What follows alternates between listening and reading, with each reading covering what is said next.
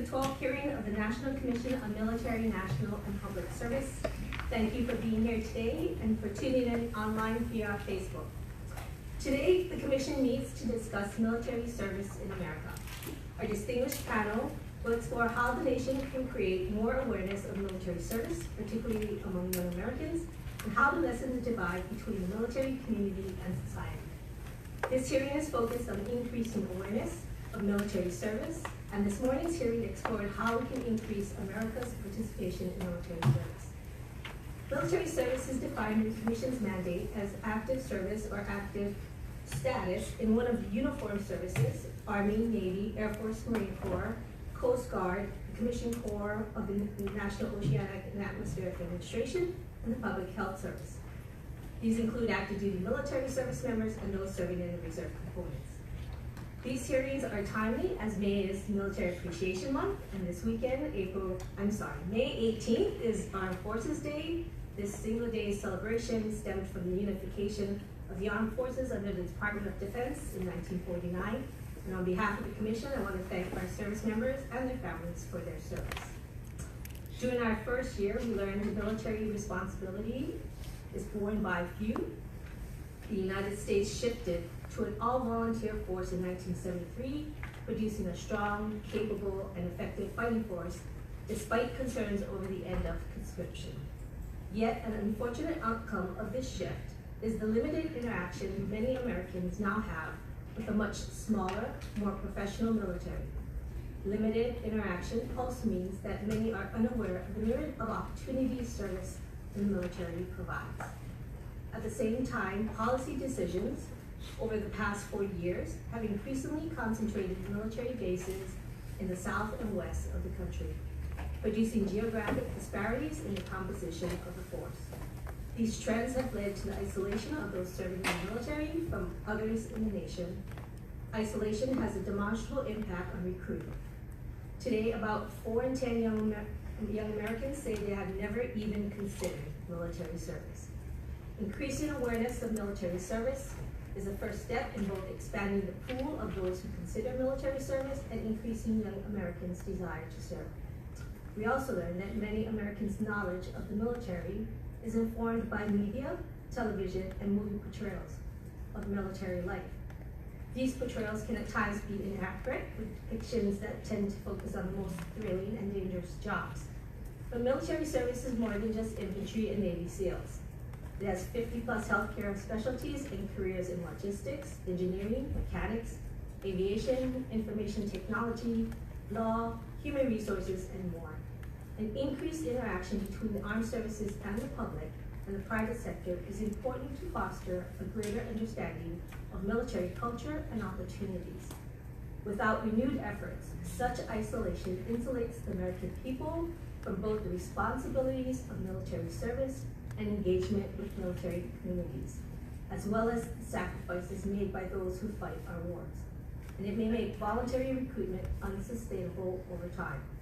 The goal of this hearing is to hear from experts on how to increase youth awareness of military service, lessen the military-civilian divide, and leverage recruiting practices to increase diversity and reach new areas of the country.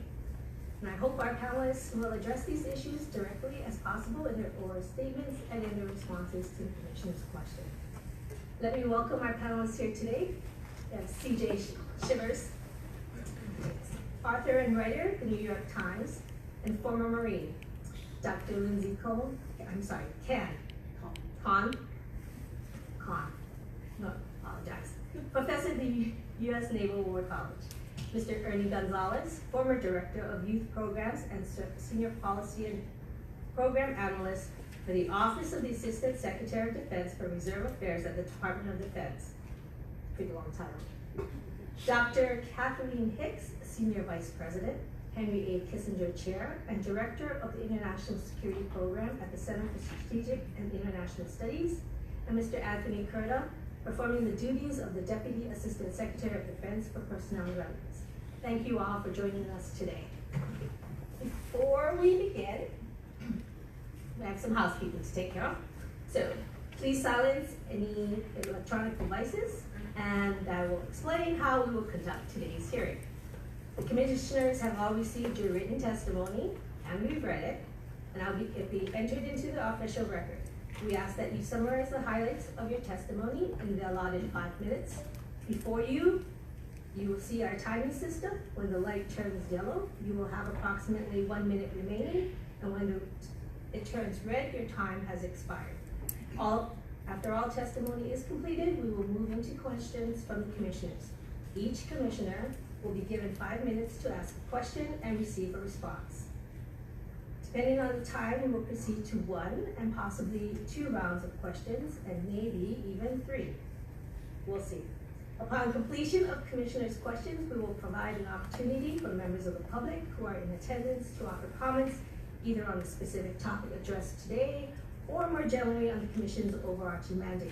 These comments will be limited to 2 minutes. The light will turn yellow when you have 30 seconds remaining, and red when time has expired. So now, we are ready to begin with our panelist testimony.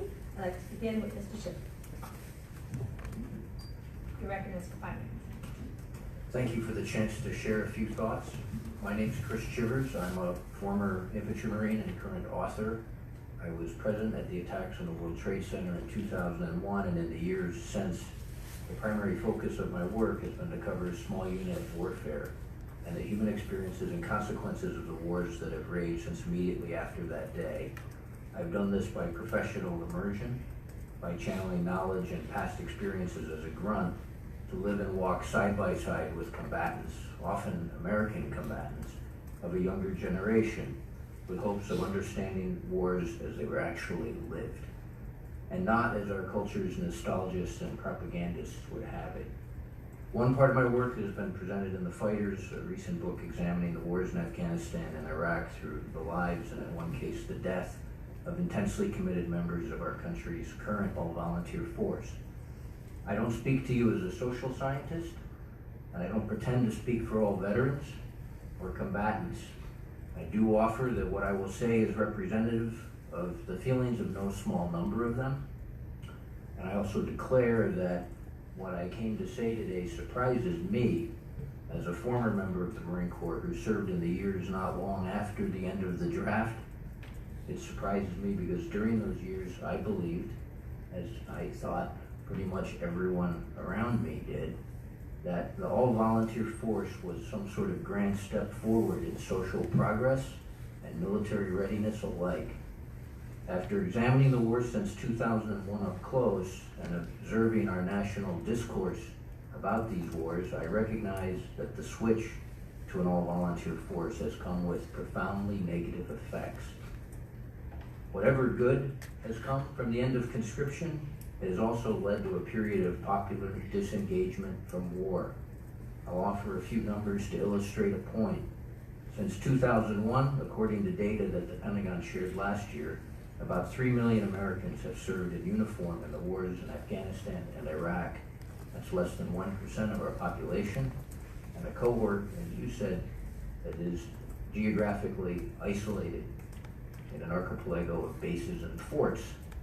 In a democracy, of course, a scattered and isolated 1% means almost nothing.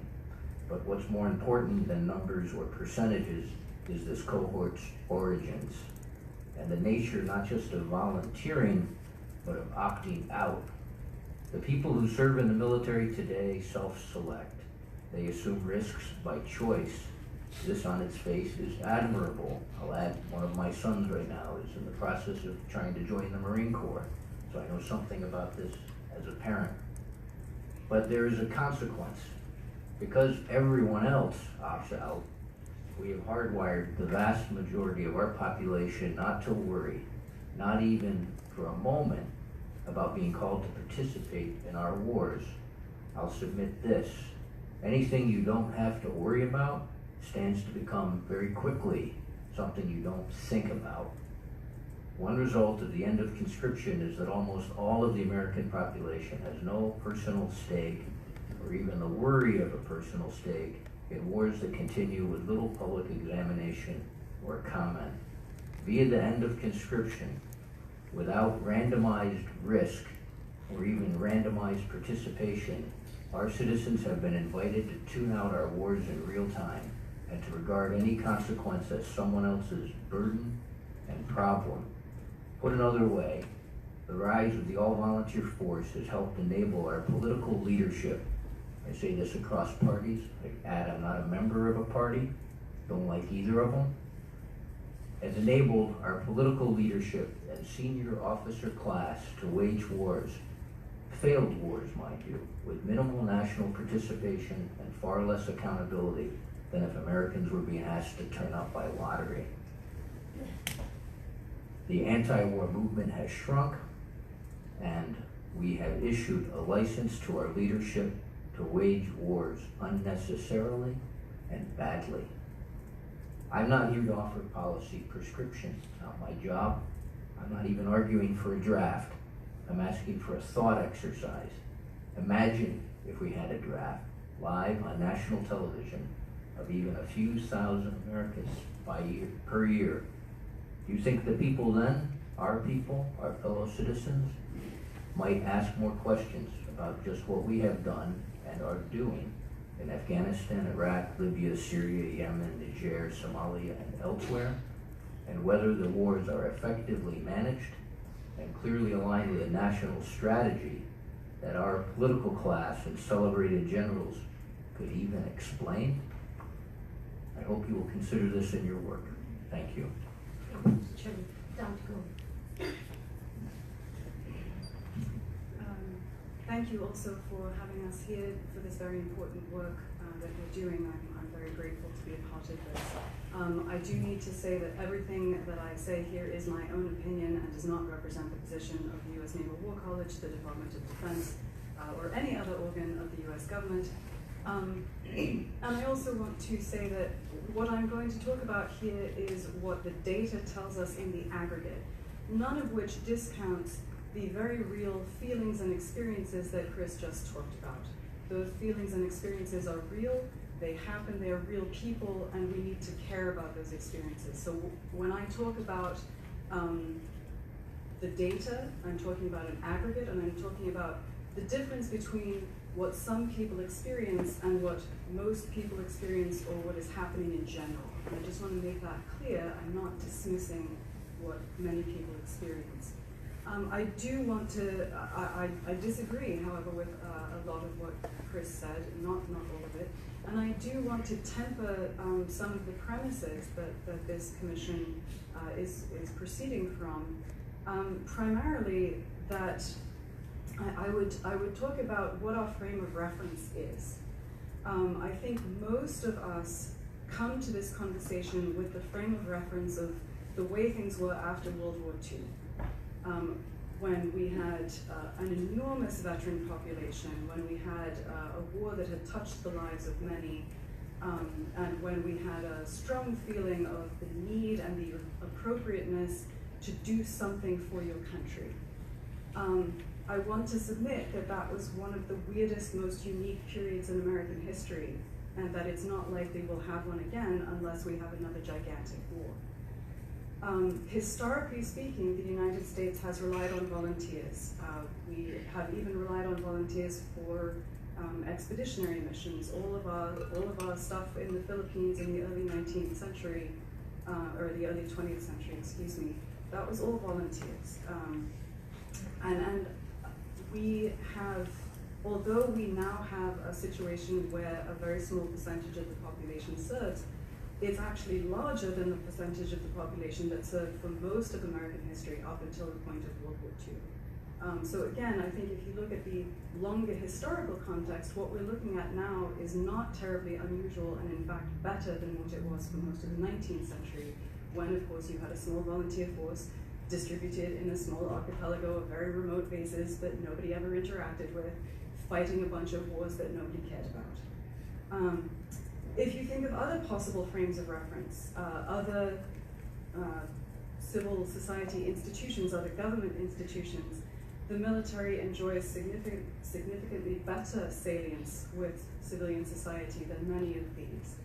If you look at other countries, the United States is actually very fortunate to have a situation where we have a fiscally, politically, and socially salient military that is also seen as not getting too involved in politics. So I am not dismissing the concerns of this commission. I think they are very real concerns, and I do think that the trends, especially demographic and cultural trends in this country, represent something that we need to engage with in order to continue both the health of the force and the health of civil-military relations.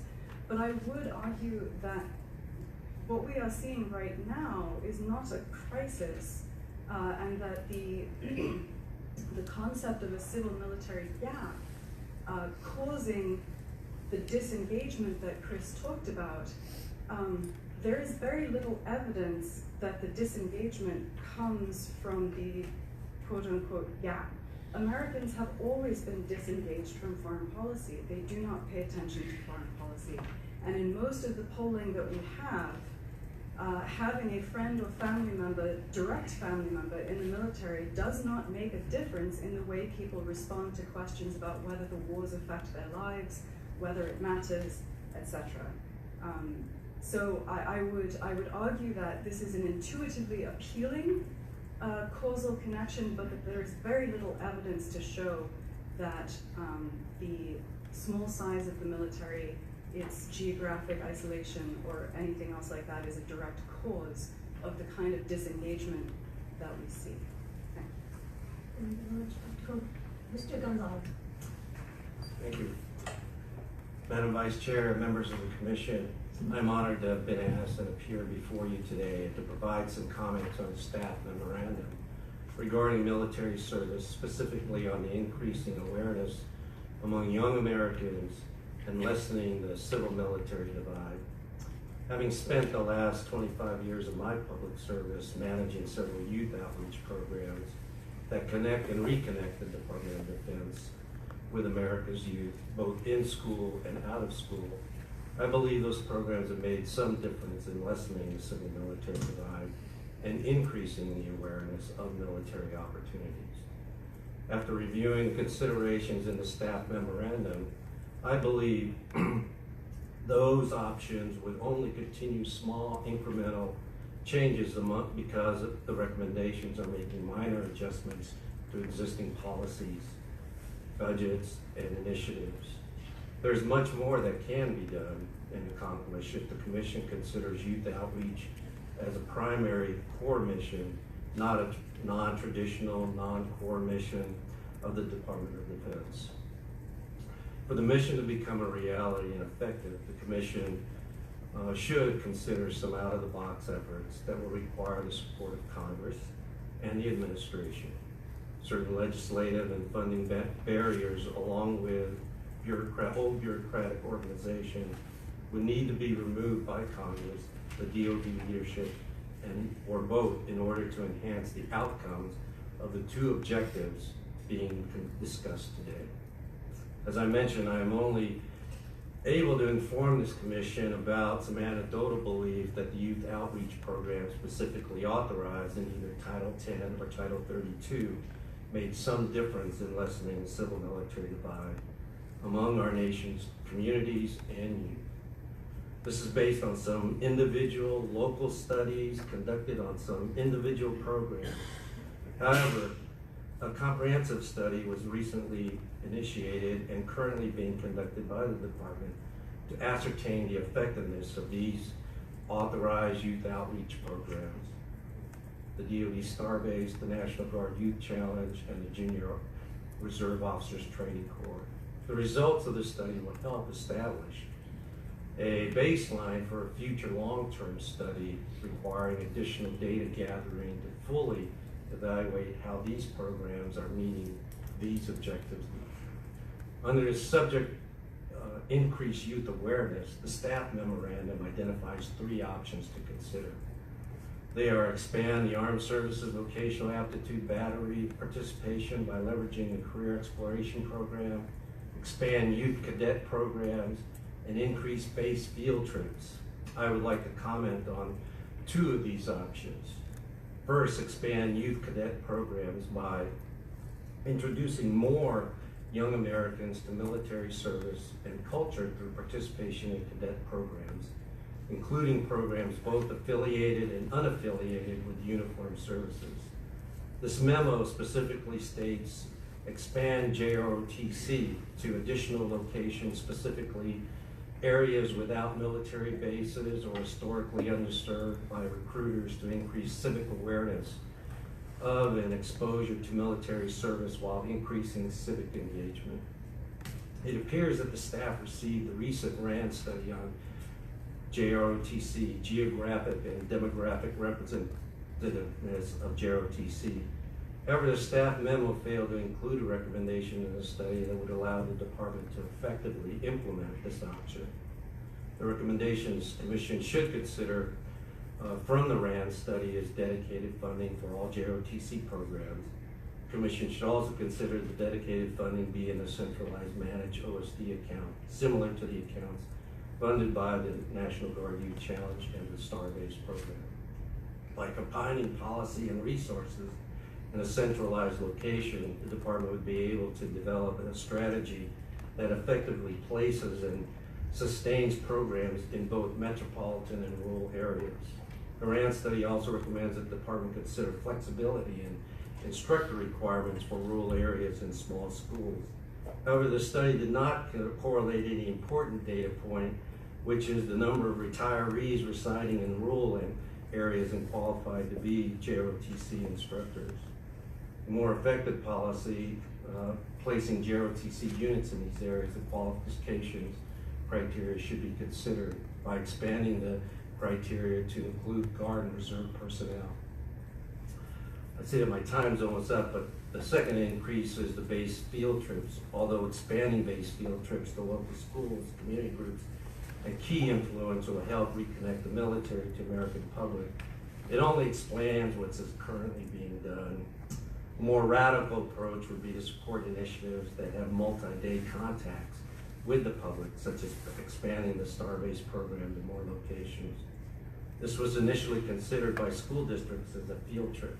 Now school districts and communities embrace the program, and which has enhanced our relationship there. There are many studies that were conducted locally that shows the long-term effect of these programs. And therefore, I believe that looking at that type of effort would help out. Finally, these affiliated and non-affiliated youth programs can address issues. And I believe that expanding programs like the California Cadet Corps would help out with regards to that. Similar in respect to the Junior ROTC program, but funded by the state and placed in local school districts where the state believes that JROTC is a gap. You know, the DoD invests approximately $500 million in these youth outreach programs. And I believe that if it was truly looked at as to how that department could effectively utilize these resources and implement a strategy that could truly have an impact of youth awareness, that it would definitely have a very, very good outcome, and the studies would show that. Thank you for the time. Thank you, Mr. Gonzales. Dr. Hicks? Thanks very much for the opportunity to testify today. Healthy civil-military relations is a bedrock for America's constitutional democracy, and I agree with Dr. Cohn, we are not in a crisis. But we do see some worrisome trends that merit redress, and I think this commission is well placed to address several of those issues.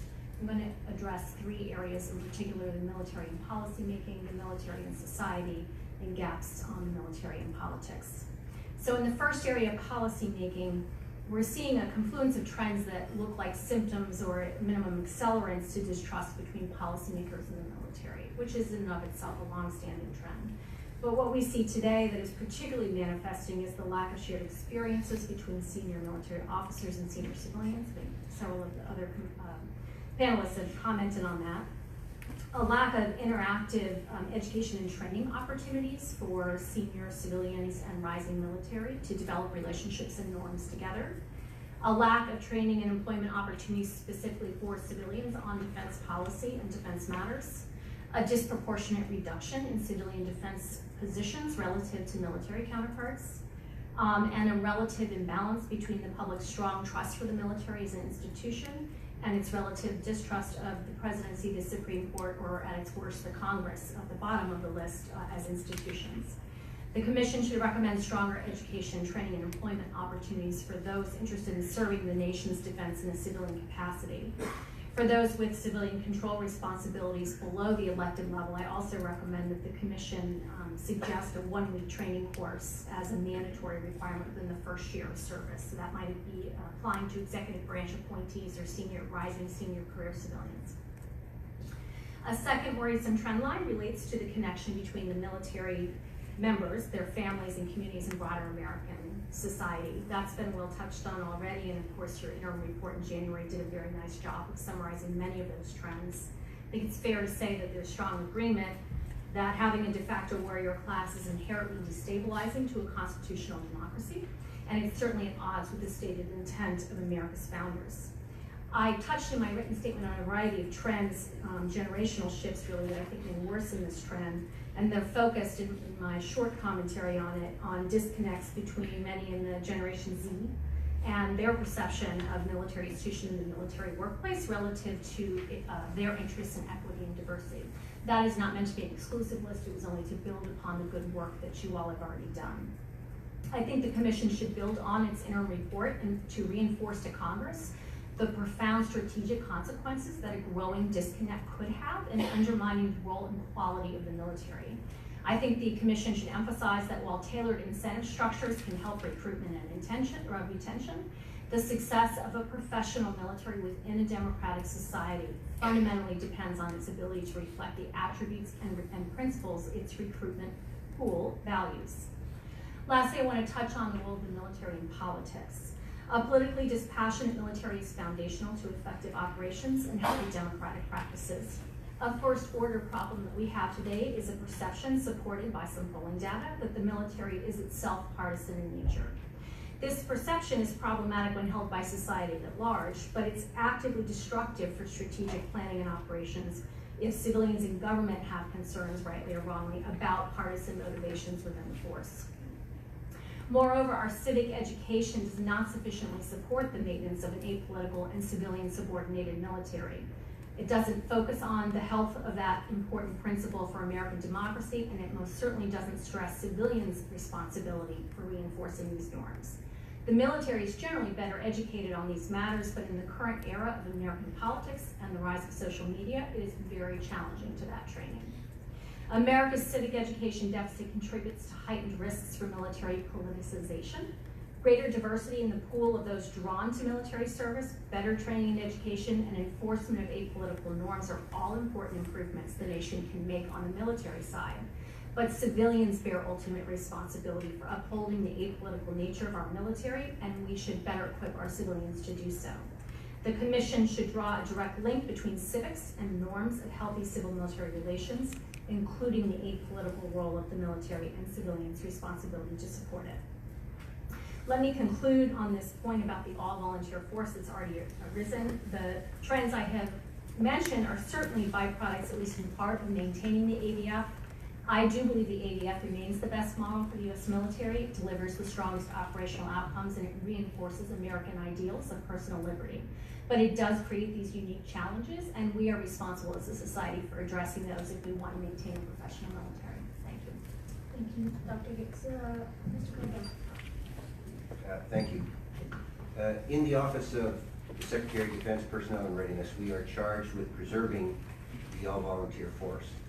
I would postulate that preserving that force in the long run requires that the military be respected by our society. It must generally represent the racial, ethnic, geographic, and socio-economic makeup of our society. It must represent the values of our society, and our military must be connected to the society that we serve.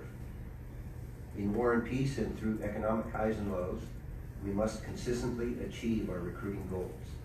The good news, of course, is that in our 18th year of continuing war, our all-volunteer force is in pretty good shape.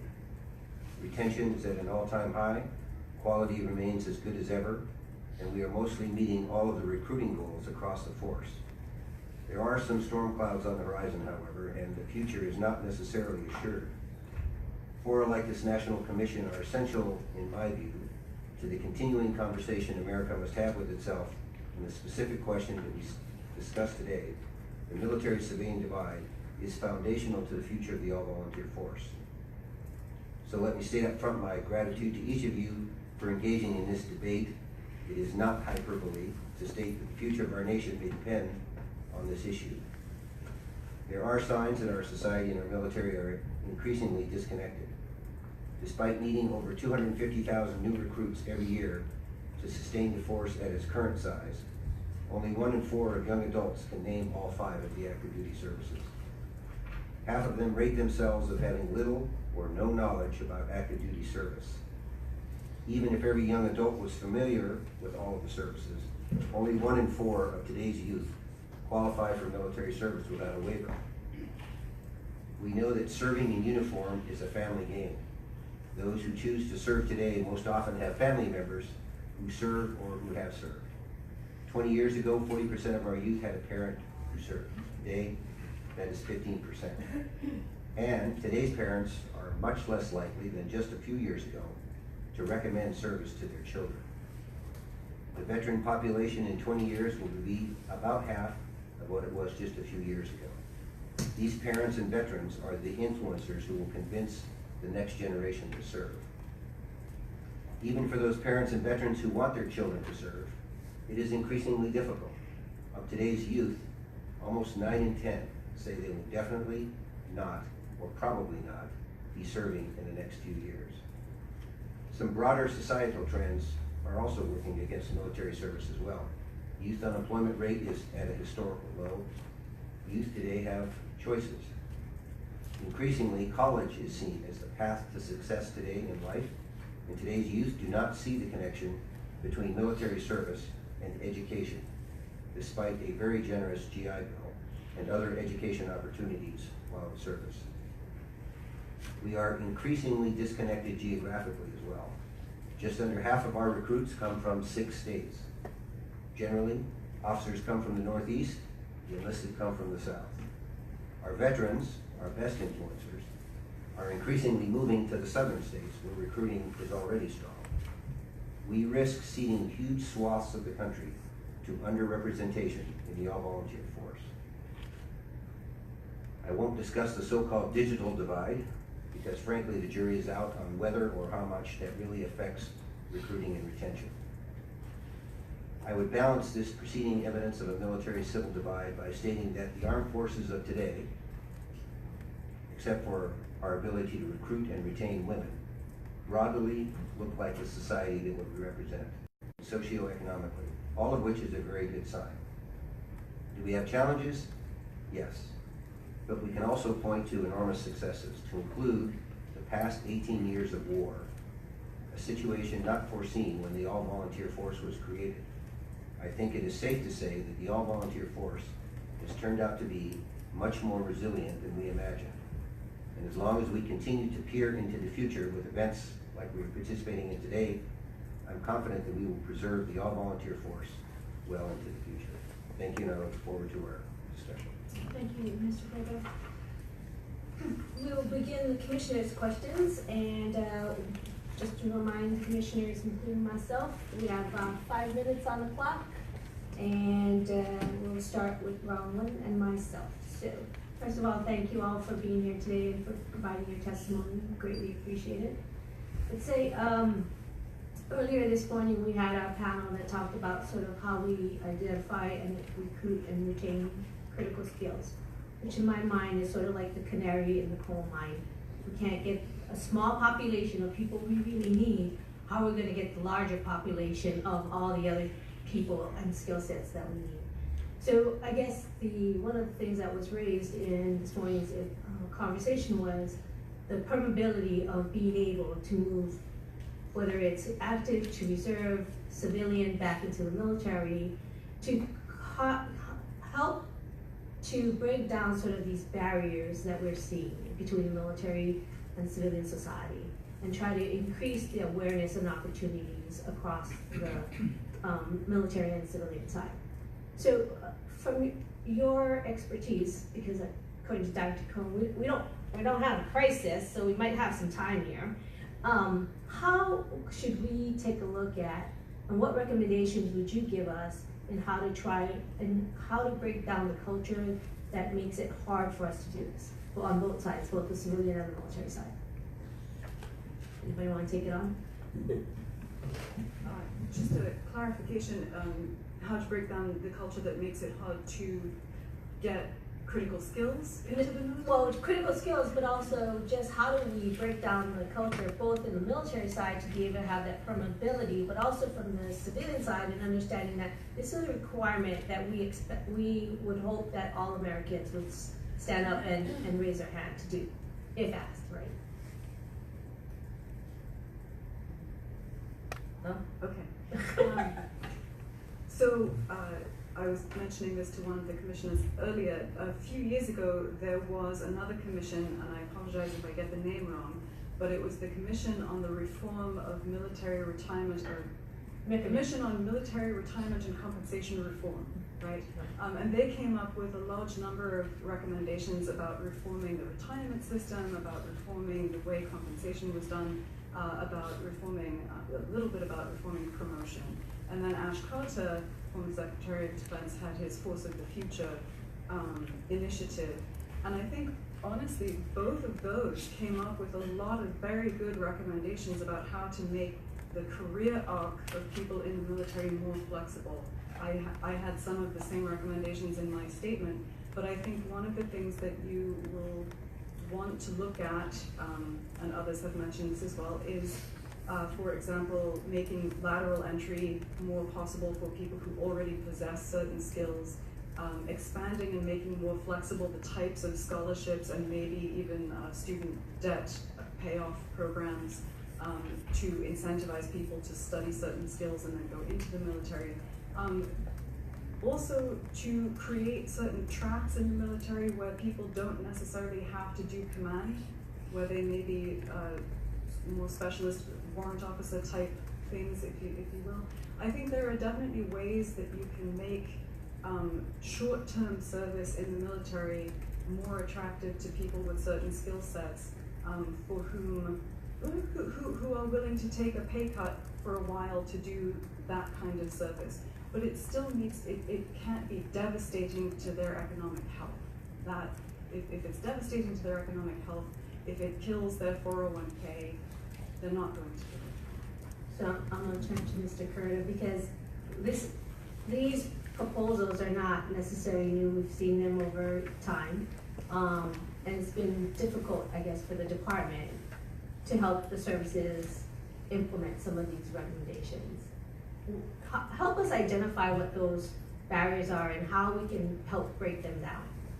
Well, I think you mentioned it when you said culture, and you know, we have to be careful when we talk about culture, because the individual service cultures are actually, I think, warfighting advantages. So when we do these top-down reforms, we also have to be careful to do them and let the services implement them within their own unique identities and cultures, to a point. You mentioned permeability, so this is my plug for continuing reserve component duty status reform, which I think will help people go from reserve component to the active force and even back in and out of the force altogether. Dr. Cohn mentioned the blended retirement system helps people at least have a portable 401k when they come in and out of the services, less economically devastating. We have to continually look at, does each individual critical skill need to be in uniform? I mean, when we say it's a military capability, we tend to automatically say it has to be a uniformed person, and that is not always the case.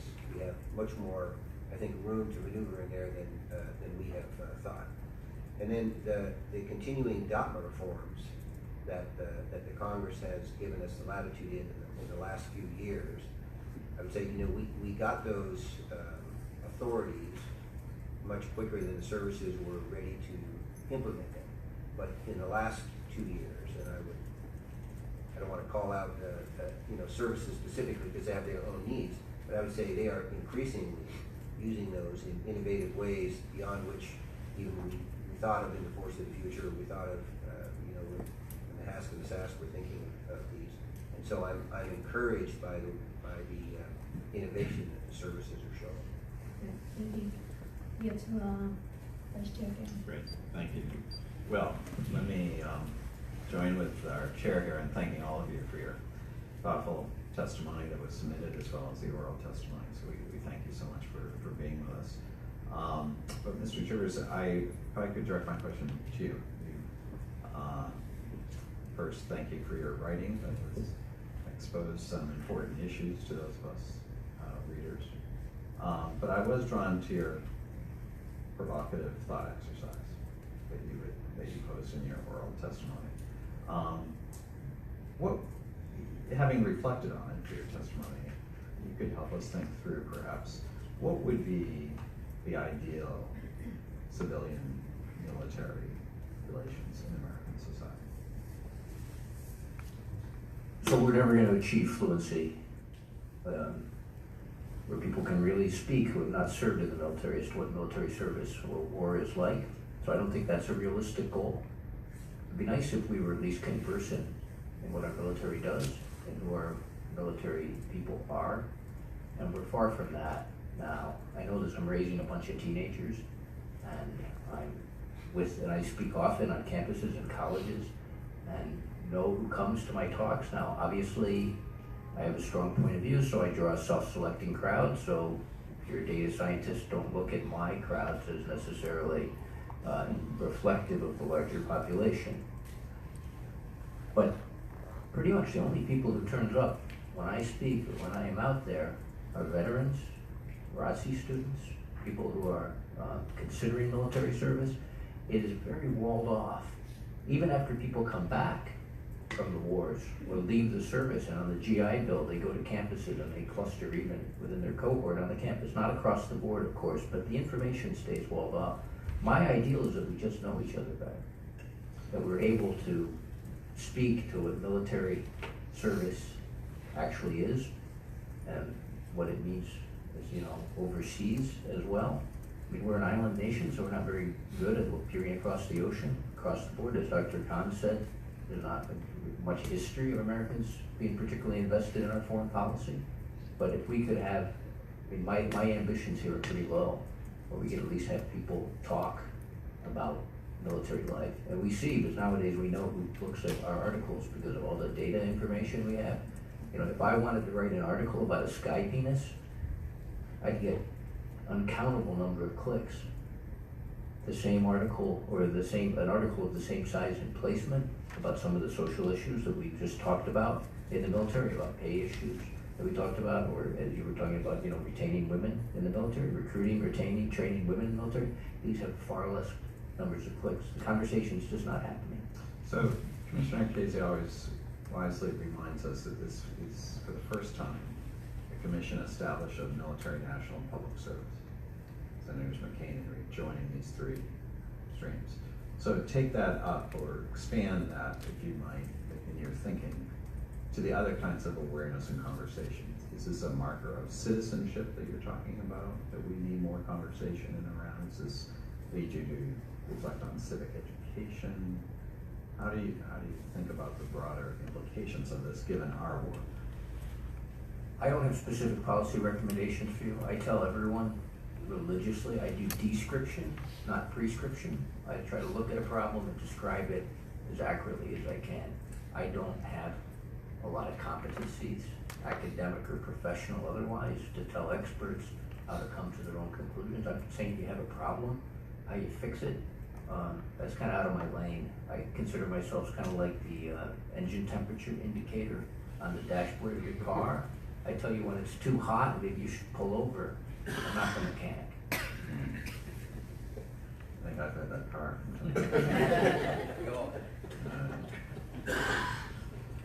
Thank you, though, for sharing that.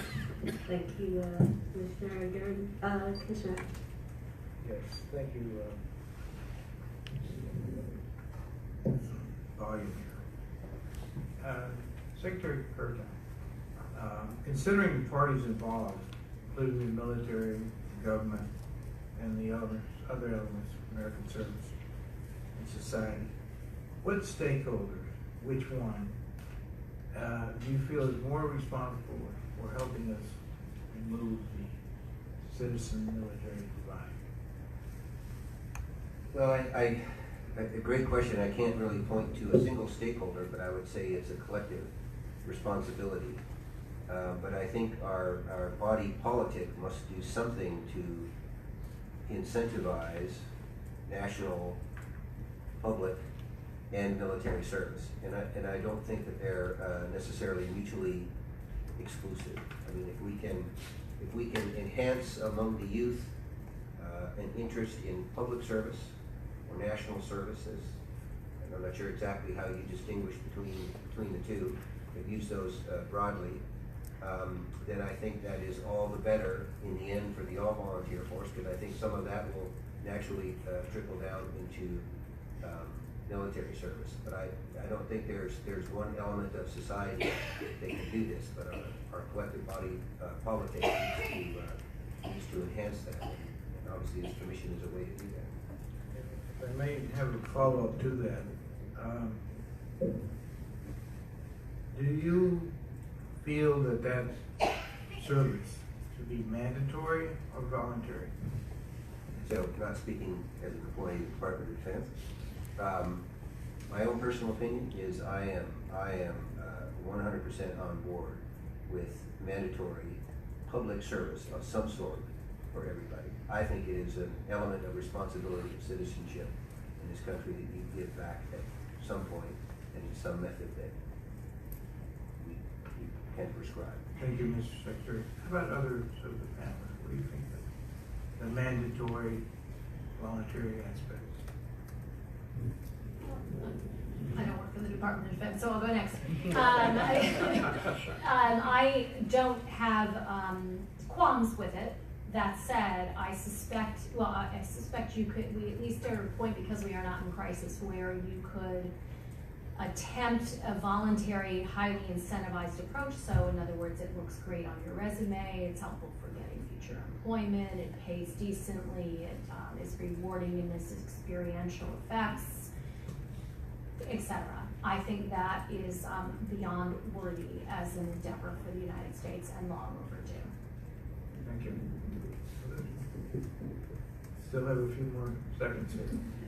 I would simply say, in principle, I think mandatory national public service can do lots of good things.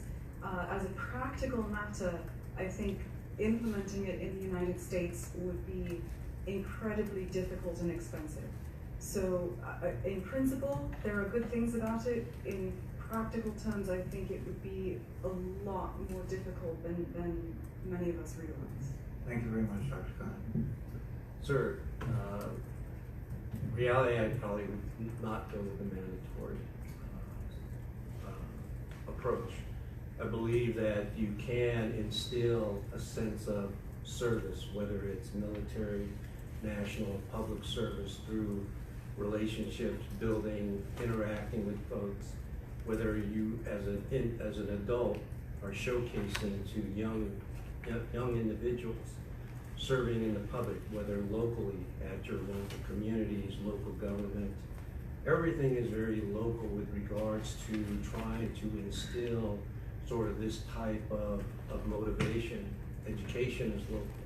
I think at that point, that's why I believe that these youth outreach programs are very important with regards to our interaction and community building and relationship building, not only with just the young individuals, but definitely the community and the adults itself.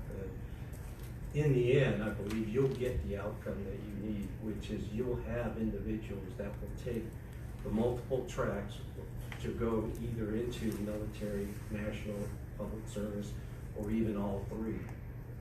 Thank you very much, Mr. Gonzales. Any thoughts? Yes? Okay. Thank you. I yield back. Thank you, Michelle. Commissioner Barney. Thank you, Madam Chair.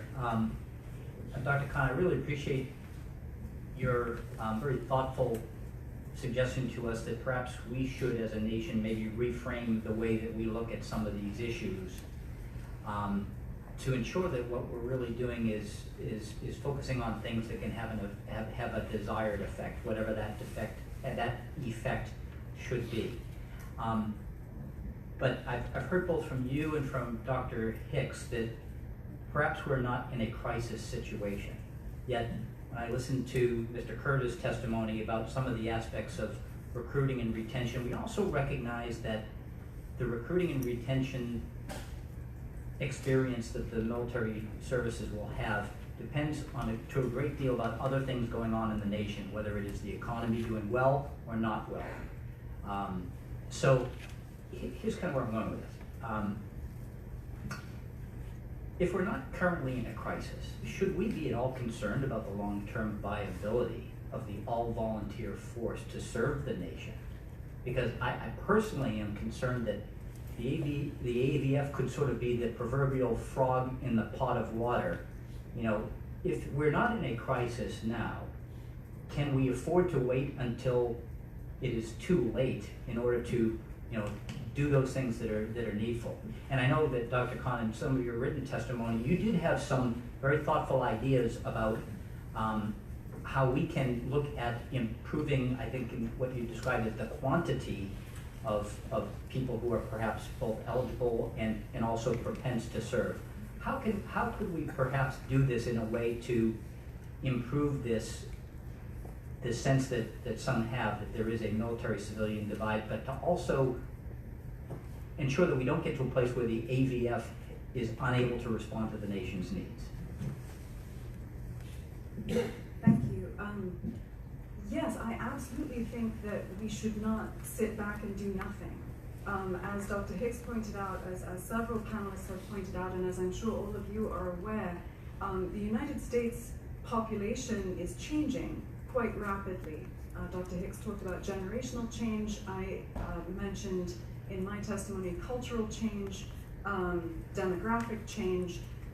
All of those trends are problematic for the continued health of the all-volunteer force. So I absolutely think that we should do something now before it gets bad.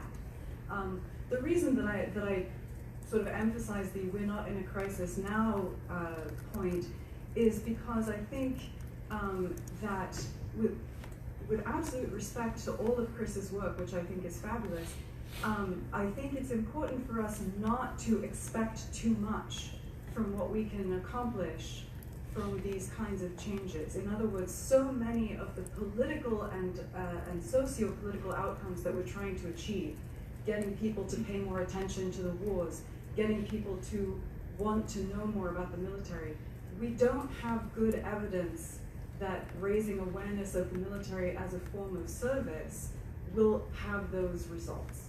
So, to your question in terms of what we can do, I think we've already heard in your staff memorandum, in the interim report, Secretary Herr have all mentioned really good ideas for, and Mr. Gonzales have all mentioned really good ideas for how we can reach out and appeal to more of the population. The other side of that coin, though, is the institution itself, the military itself. One of the reasons that I push back on the idea that awareness is a problem, I'll just tell a quick personal anecdote. I grew up in a military family, great-grandfather, grandfather, father, brother, all of them. I was fully aware of the military. I was fully aware of what you could do in it, all of the job possibilities. It never once occurred to me that I could join the military. Never occurred to me until I went to college and needed money. At which point I was like, this is an option. And the reason it didn't occur to me was because I was in a Marine Corps family and I knew of exactly 2 female Marines. And it simply did not occur to me that this was a place I would go. And so I want to point out that awareness is not enough. You need to think that this is something you could do, someplace you could belong, someplace you could be accepted and have a place.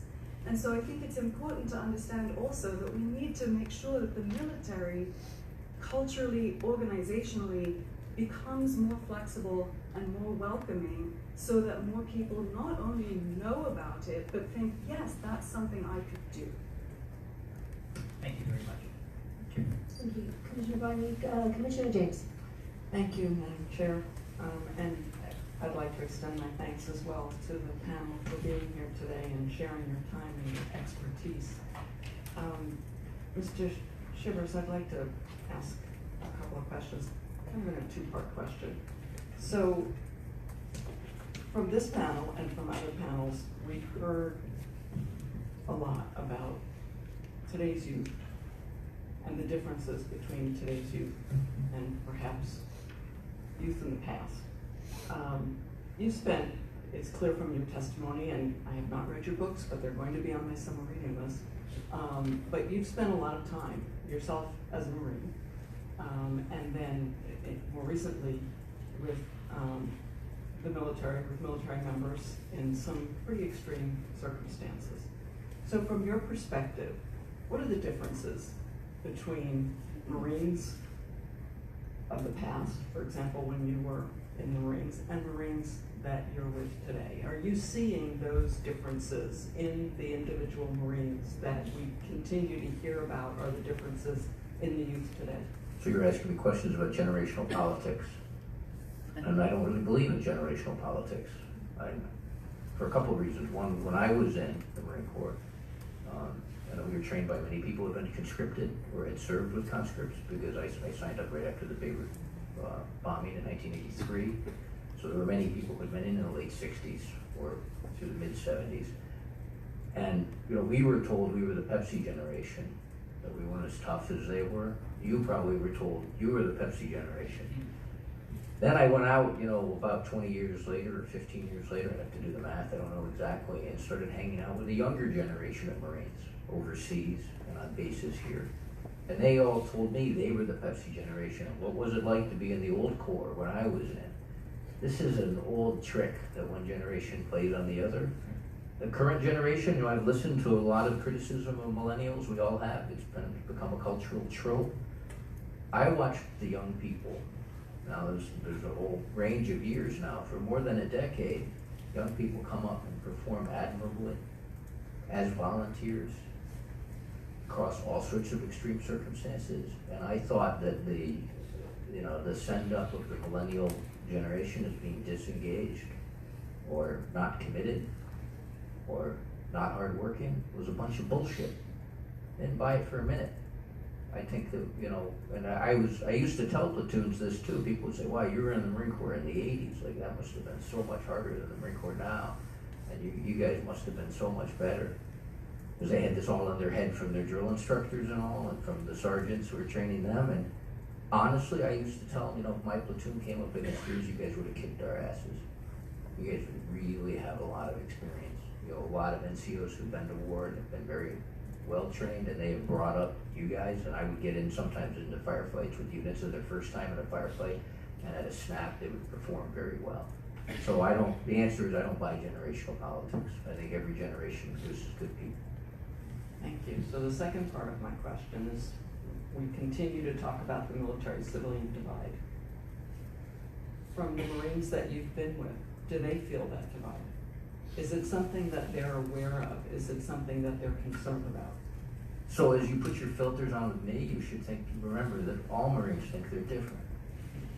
That's the nature of the organization. They feel separate. They want to feel separate. And so they joined to not be in the Army or in the Air Force. They have, institutionally, the organization has a chip on its shoulder and it's proud of it. So yes, Marines do feel separate. I'm speaking more broadly about the generation of combatants across the services and across the wars. I feel like many of them have come home and don't feel connected to the society that they served. But Marines, I think, across time have always felt like they belong to a special other, and we probably don't want to extrapolate off of them because they're weird. Thank you. Thank you, Madam Chair. Commissioner. Thanks. I'll try to build on that. I guess, Dr. Hicks, maybe trying to build off of that. One thing that I liked about your testimony was that resonated for me was that in the context of civil-military relations, it seems to me that there are a lot of different dimensions to look at this. It sometimes gets sort of characterized as just, there's a problem with civil-military relations, and it really comes in a series of different flavors and perceptions. And in the context of the first piece of your testimony where you talk about the policy, divide in a sense. One of your points is that there are not as many shared experiences as you noted. And something that I've been wondering about is one unique aspect of this commission is that it combines military, national, public service, as Claire noted. And we're supposed to be thinking about incentivizing and enhancing opportunities across all of these different ranges. And I've wondered whether or not there's a way to look at that and our recommendations on trying to enhance service across these different ranges and have an impact on the civil military divide piece. And one way could be, setting aside the mandatory versus voluntary piece, just having a greater universal expectation of service. And if that created a common experience, much the way General McChrystal talks about it sometimes, would that have an impact on civil military divide? Would it give that? But then there are also a lot of other ideas that have been raised with us, things like having recruiting stations that don't just do military recruiting, but do other types of recruiting.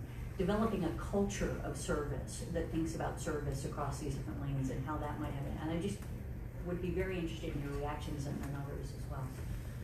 Sure, I mean, that appeals to me greatly. I think based on what I wrote and what I've said today, you can probably tell, I think a big piece of this is about the shared experience. The experiences are, of course, differentiated, what to include inside the military, you know, but certainly military and civilian, national and public service opportunities will be different.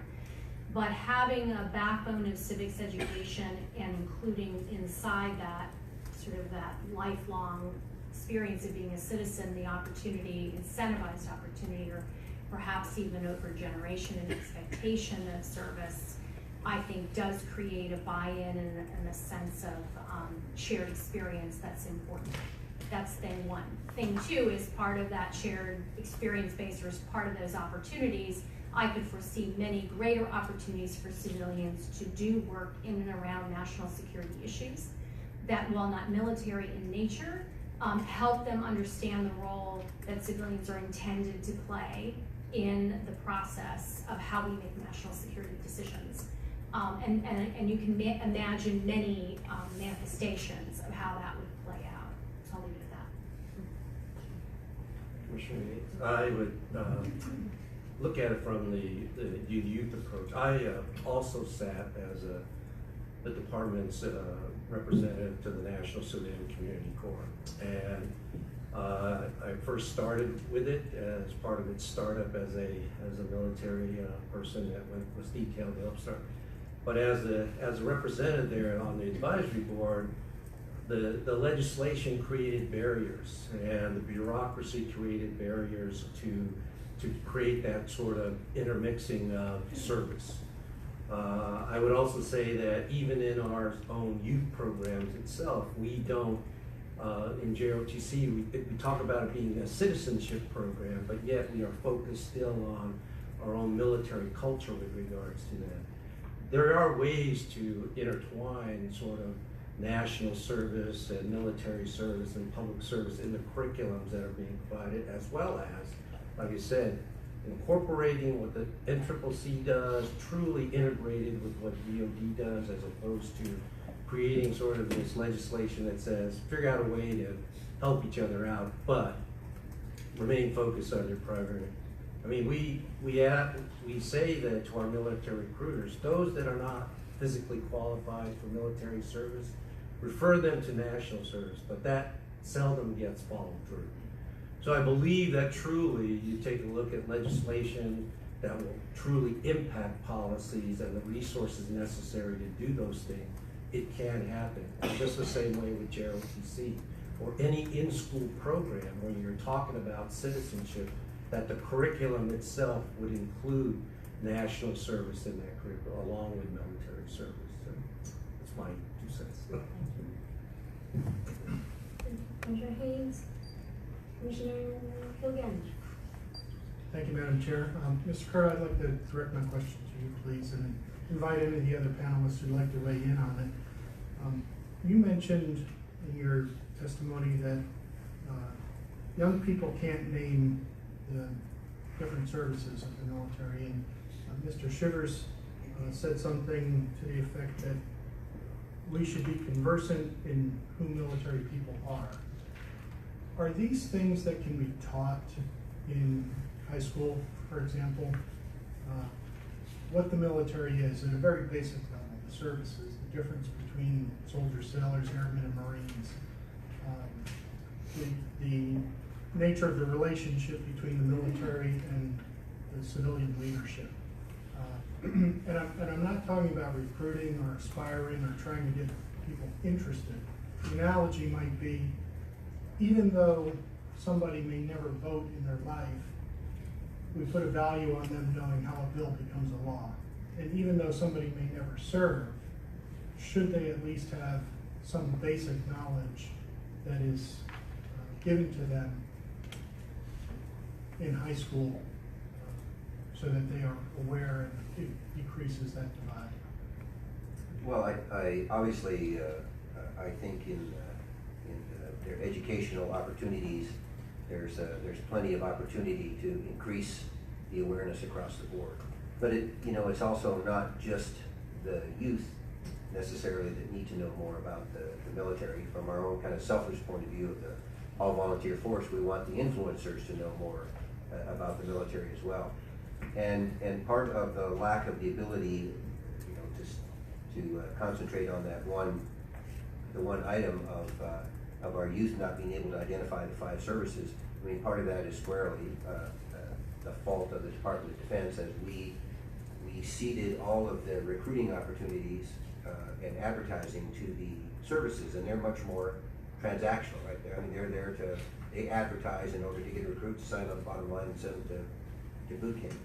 And so recently, and it kind of came as a follow-on to the Force of the Future that was mentioned, was we got our own advertising in OSD back into I would call it the influencers and the DoD brand awareness. So just spots that talk about, we used to see them on TV, Army, Navy, Air Force, Marines, Coast Guard. Well, I mean, there's the 5 right there. And, you play it enough and people have at least a basic level. So there's many different ways to enhance the awareness.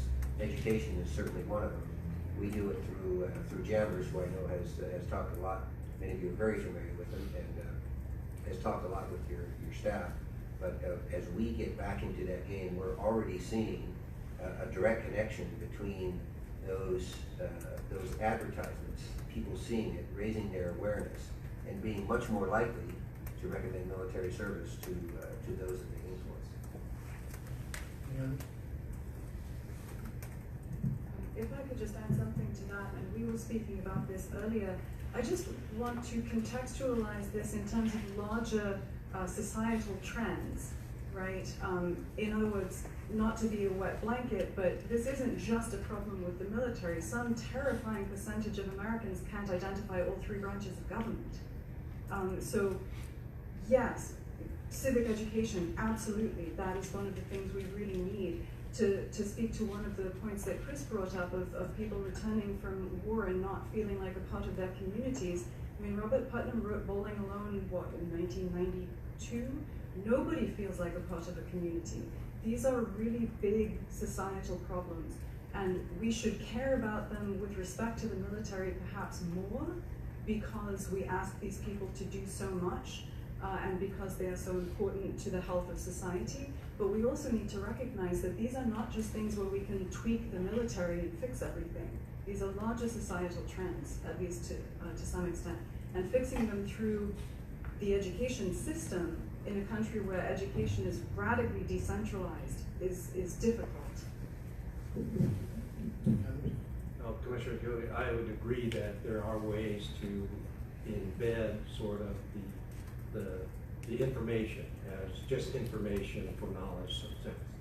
I think one of the tactical issues I found out with our own JROTC program is our curriculum with regards to citizenship is more considered by local school districts as a general elective credit, as opposed to a civic credit where a lot of other things are being taught to these JROTC students with regards to government, civic engagement, things like that. And unfortunately, we would have to work with 20,000 some school districts in order to ensure that the movement of the curriculum moves from sort of a general elective sort of credit to one of the core credits that these school districts are now pushing with regards to whether it's government or civic credit, that would be beneficial in that way. And maybe those that may not be JROTC students, maybe in the same class as non-JROTC students, just being exposed to that sort of general civic sort of lesson as opposed to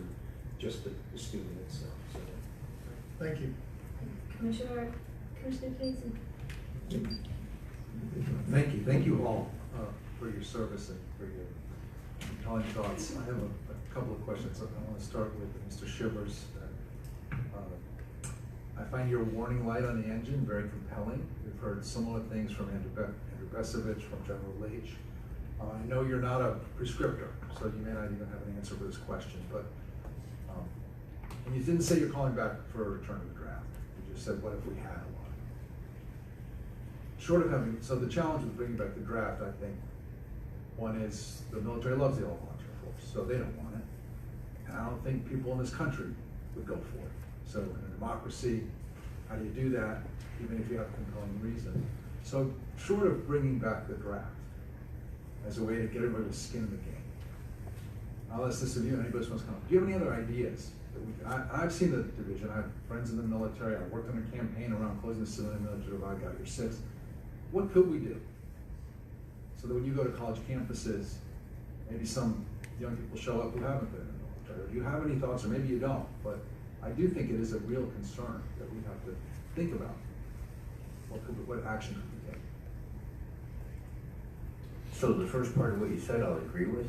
That there's about no chance we bring back the draft.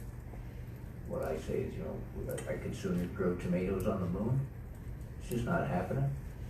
Right? The military doesn't want it. The population largely doesn't want it. And in the short term, I tried to, in my statement, weave in there that the all-volunteer force, I think, as I heard in the years immediately afterward, led to a force that was more ready and more motivated, easier to lead. And it was a management success in the short and now across a long period of time has been a success. So I don't think that, that's why I call it a thought exercise. And I've thought a lot about how do you get people to pay attention otherwise, and I don't have an answer. I've spent years thinking about it. We've worked very, very hard to try to bring home accurate, intense, difficult descriptions of what these wars were like, and people don't consume them. Right? The public conversation in the stores, like I assume you guys all go to the supermarket. I got a bunch of kids, so I'm a supermarket expert. Supermarket's full of food, right? Except almost none of it's food. It's almost all bad for you. Unless you go around the edges where the meat and the fish and the vegetables are. In the middle is all this junk that they call food that you shouldn't even eat. It's going to kill you if you eat it for 5 or 6 years. You're going to be obese, and the whole country's obese. Not exactly, I'm not a data scientist, remember? You know what I mean? All this is the same thing with trying to get people to pay attention to the national conversation. They are more likely, we know, everyone on their phones is, the internet and a lot of the media conversation is full of nonsense. There's wonderful stuff in the conversation. Just like if you go to the supermarket, you can eat the right food, buy the right food, take it home and eat it, you can be healthy. It's the same thing with what you consume as your media diet. And the media diet is really not that connected to the wars, and much more connected to entertainment and culture and political nonsense. There's a lot of great political reporting too, but as you know, the conversation has gone a little haywire across our adult lives. So I don't have a solution. I've racked my brains on it to the point of wondering where all the work that people do in the field actually has much value. Thank you. Dr. Cohn and Dr. Hicks, you both wrote very compellingly about where the military is and where it needs to go in terms of reflecting society, the changing demographics, who's serving, Generation Z, etc. And it's not just up to the military. We all have to play our part in that. How do we do that? What you recommend, you got a bunch of great recommendations. You had some great recommendations. How do we actually, and what could we recommend to see that shifts so that the military does fully represent who we are, so that the future Lindsay Cohn growing up feels like, yes, it's for me, not just when you get to college, then you get a scholarship. Let me just say a few macro things and then turn it over. I think all the discrete recruitment and retention improvements, personnel reforms, force the future related, and things that follow on from it, those are all very important to the answer. But I think we jump to that very quickly. And what we know, whether you're in civilian society or military society, is when people are looking at institutions where they're going to see it as their profession or even just a place to spend several years, they are looking at the leadership of that organization. They are looking at how well it reflects their values and their viewpoint. National service and a sense of citizenry, I think, can help with that. But to the demographic point, fundamentally, if they're looking at a series of white males who are representative of a subset of the population, and if there's an added perception, which I think is debatable, but an added perception by some that they are political in nature, certainly think it's debatable that they are. I think it's debatable also whether there's a perception of that. Then you have a really hard time attracting a more diverse base. I think the statistics the Secretary pointed out are true, obviously, but they are representative of the base of the military, and I think we take too much comfort in that. I think what people look to when they look at who comes to their campus, who are the speakers at commencement, whose pictures are on the wall. I walked into the Pentagon, for over 17 years of my life and saw a whole plastered wall of white males. That can be very challenging for youth to decide that's where they're going to spend their career. So I think a lot of onus is on the military to understand what every major corporation in America has had to understand, which is they have to shift the representation at the senior level if they're going to really attract people in a broad nature who are from a diverse population. So I agree with everything that Kath just said, and I also want to emphasize all of the personnel reforms, recruiting reforms that we've talked about, very important. Don't want to de-emphasize that. What I'll try to do here is summarize the argument that I made in my submitted remarks, which is related to what Kath just said, in terms of making the organization the type of organization that is inclusive, that looks inclusive, that feels inclusive. And the argument is that what we now consider military culture is only partly functional to the military's mission. A lot of what we consider to be military culture is simply the embedded remnant of the culture of the dominant groups that have comprised the military for so long. And I think that because we are going to need so much more diversity for multiple purposes, right? Number one, to reflect the society, but number two, as Jackie Schneider has argued very well, and I know you had her here as well, to do the missions that the military will need to do, to have the aptitude. If we need that more diverse military, the culture has to change. We have to revisit which aspects, and by culture, I'm talking specifically about behavioral norms, ethical norms, what's the right way to behave, what's the right way to respond to certain types of behavior, how should we look, et cetera, et cetera. So that's what I mean by culture. Some of it is functional, and we should not throw that away, right? Tony pointed that out. But not all of it is functional, and some of it needs to change as the society changes and as the force, and as who is in the force needs to change. And the really important point here is that culture doesn't change by itself. You can't wait for it to change to get all these people in. The reason that I am so concerned about this is because when I was at the Pentagon briefly, I was asked to do a little bit of research because I was the pointy-headed academic on the Women in the Services review for the Special Operations community. And what I found in my research was primarily that if you need to change a culture, in this case the male bonding culture, you can't just tell people that's bad, don't do that anymore. Take down the pornography off the walls, and then everything's fine. You have to replace it with an alternative culture. You must replace it with an alternative set of norms that make sense. You can't just tell people stop doing what you did, and then it'll be fine. So I really think, in addition to everything Kath said, in addition to everything your interim report recommends, that if you want to get the force of the future, you're going to have to revisit and redefine what makes up military culture. Thank you. Thank you. Commissioner Skilling. Thank you. Mr. Chivers, if I could ask you to put your instructor hat on. Going back to the car dashboard, I wonder, in your view of America not being bought in on the force, and because the force is so small, is there a voter participation rate light? Is it relevant, or why not? So I would agree with Dr.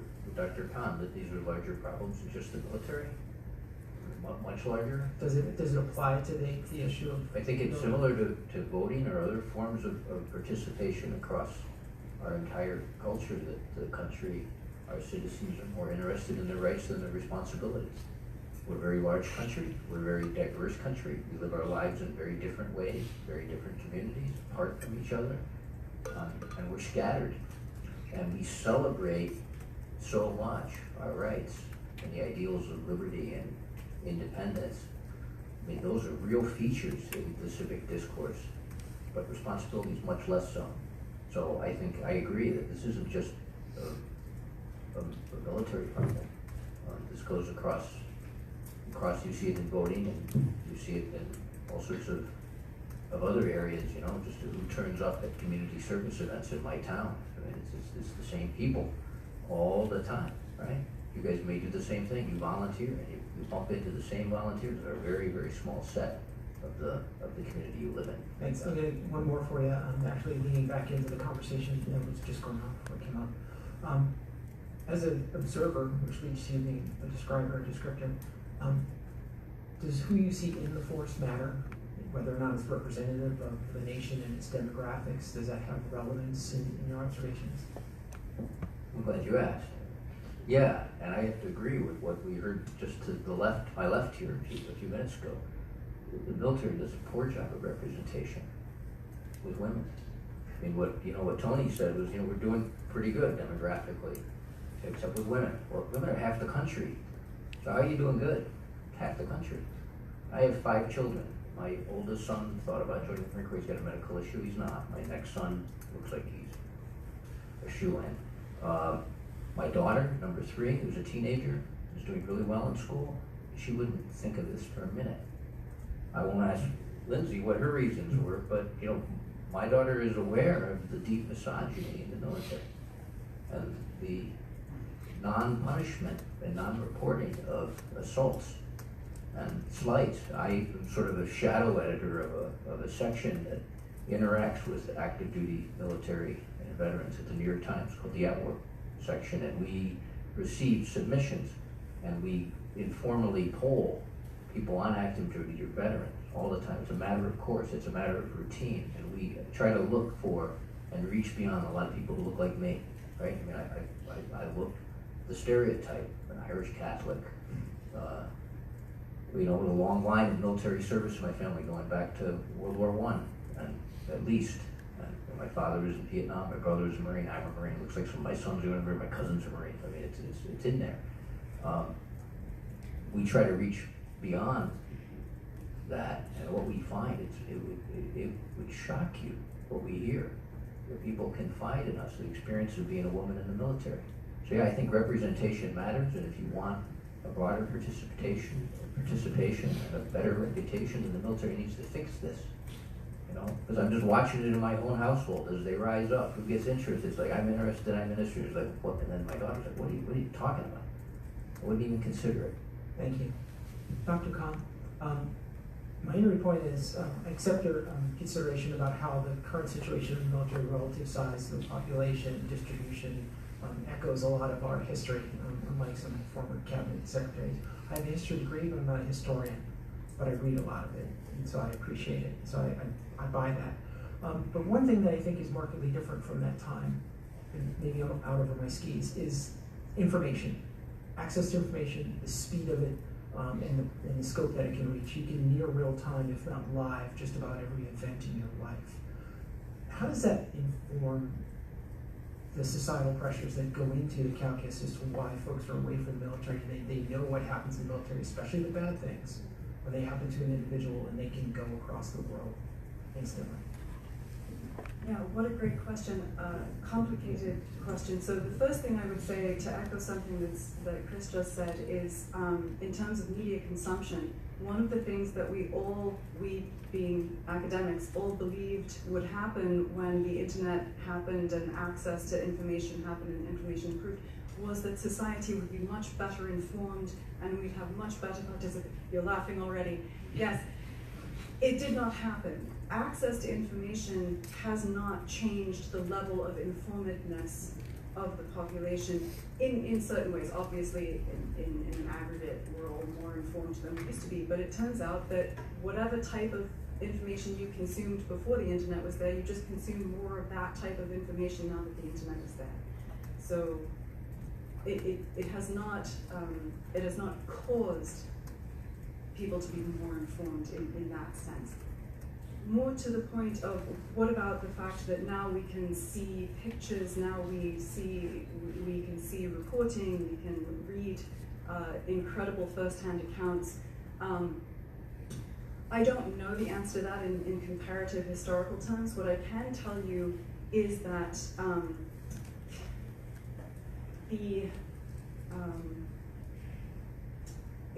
it doesn't seem to be the case that reading about or knowing about the bad side of the military has a specific effect, but what does have an effect is the fact that the military has been at war for so long,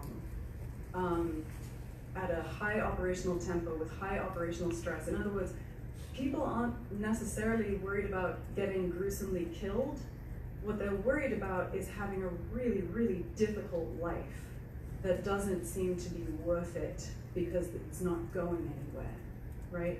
So I think in that sense, the availability of knowledge definitely has affected recruiting. I mean, we know for a fact that one of the reasons that fewer people are interested in serving is because they're not interested in going into a military where they have to deploy 5 or 7 times to a fight that no one knows what it's accomplishing.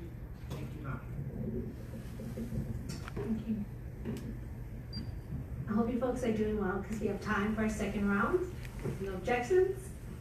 Great. So, Secretary Freda, we have heard as we've gone around the country that after 9/11, our bases have shut down. We've gotten, from the military side, much more secure. But the sort of unintended consequences is that even communities around bases now, like we went down in Jacksonville, consider the base almost like a prison where people don't leave. And so I'm just wondering, would it be, in terms of trying to break down this military-civilian divide, and also trying to incorporate sort of the military national public service aspect of what we're trying to do, are there ways that we can try to break that down? So for example, could we use privatized housing, which we know that there's in some cases excess capacity, to allow sort of our national service participants to be able to be eligible for that benefit? Not necessarily giving them the housing allowance, but at least allowing them onto the bases so that there's a greater mix of military and civilian that may not have similar backgrounds. Because right now we allow DoD civilians to do that. I'm just wondering what your thoughts are on that. Well, certainly we can. As you know, that waterfall in housing extends all the way out to civilians in general if we get that far. So it would certainly be within our capability to incentivize service by making some of those things available. But when you kind of talk about the bases being a little bit more insular than they were, I mean, it's great in the early '90s when everybody opened up the gates and there were no gate guards and you could drive everywhere you want. Unfortunately, it's just a fact of life that we can't do that today. So if we can't necessarily easily bring society to the base, we've got to bring those people on the base back out to society. So we while the base physically may be insular, the people on it cannot be, and so it's one of our fundamental missions to go out and engage that society.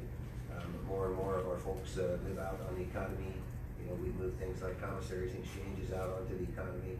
And so, you know, they become more of really readiness platforms where they used to be the whole of somebody's life socially and in all aspects of life. But now they're really, you know, the place to work and readiness platform. And we've got to continue to get our people, you know, involved in the community around them. Appreciate it. Mr. Chivers, you made me think about your comment about we're never going to have a draft. So the part of the commission is two-part, right? One is how do we inspire all Americans to serve military, national, public service. But the second part of it, and the initiative of why we exist, was to look at selective service and whether we should continue to have selective service and whether it should be modified. And given the in sort of mil-civ divide, the department has stated that while they don't believe they will ever need the draft, they do state that they believe that we still need selective service. And so I'm trying to, I wonder, and being a former staffer, we should never ask questions we don't necessarily know the answer, what answer we're gonna get, but I'm gonna throw it out here. In terms of the selective service still being sort of the last attachment between military and civilian, whether that still exists, and if there's other benefits or not necessarily benefits, other factors we should consider as we look to that sort of, that question of selective service. I don't want to do a policy prescription about what to do with selective service. I can say that, you know, in my own household, people don't even know what it is. You know, the draft notices come and they get thrown out like junk mail. There's no connection to it because they don't think they're going to be drafted. They're not educated about it. We talked about that in the, you know, you know what a bill, how a bill becomes a law, but you don't know the names of the five services. It's similar, but I remember in the first draft notice, they don't call them draft notices, but the selective service documents where you had to confirm his data on it, he didn't know what it was. Barely paid any attention to it whatsoever. So, but I don't have a policy prescription for you. You have any other interest from our two academic researchers here? Delighted to be called an academic researcher. First of all, I will just say that in my household as well, the selective service announcements have come, and we do use it as an educational opportunity, but it does require that to explain what it is, so it is not something I think they're well familiar with. I'm supportive of continuing with the selective service approach, and I believe it should be extended to include all 18-year-olds, so specifically women. Thank you. Mr. Gonzales, given all your work in youth programs and outreach, I'd be interested in your reflections. Peace Corps does a very good job working with former Peace Corps volunteers, returned Peace Corps volunteers, and going out to high schools and community groups and into the community to share their, you'll have to take my call here. That's a returned Peace Corps volunteer. To share their experience, and they do a lot of great work to recruit and certainly the awareness of Americans, young people about the Peace Corps. That also has similar awareness problems, but it's one way. Do you think there's any applicability of that with the military service in terms of broadening the awareness and outreach to the communities? Yes, I mean, I believe there is. I also believe that we are currently doing those things in the different types of outreach programs that we, some are one day, one shot type of opportunities, I think, but the studies have shown that some sort of continuity, constant contact with these individuals over a certain frequency of time is truly necessary, as opposed to just this, I'm here today to talk to you about what I did in the military. I think that's one of the things that's needed to be looked at with regards to how we deliver these outreach programs itself. Even when we talk about the larger picture, which is how do you integrate those that are involved with national service and military service. Unfortunately, our own policies pushed out our national service programs off of our military installations rather than figure out a way to incorporate those programs together and intermix what's actually happening national service-wise with the folks that they would be engaged with for support of those community service itself. So those things can be done. I mean, I think that can be emphasized with regards to how we do it. The issue becomes the venue. How, do we have a good relationship with our school districts to allow that venue to be open and available to our former military folks to speak to them? Do we have folks that live in that area there that we can access to be able to do those? So I believe that is part of the strategy that is needed, but I also believe that it's not just showing up and doing a presentation. I believe there's some follow-up that needs to occur with regards to that, whether you call them mentors or anything else. Those are things that need to be done to truly engage the former member with the society itself. And more broadly, I take it that you don't see any inherent conflict in having a more united bridge of awareness building with other domestic and international forms of service like AmeriCorps or Peace Corps within the military. No, I believe that incorporating all of them together sort of exemplifies the fact that what you choose as part of your giving back to society is a reflection of who you are and sort of utilizing the skills necessary. You can interchange. You can quickly say that, look, I do want to enlist in the military, but I also now want to take those certain skills and also now continue it on in some sort of national or public service.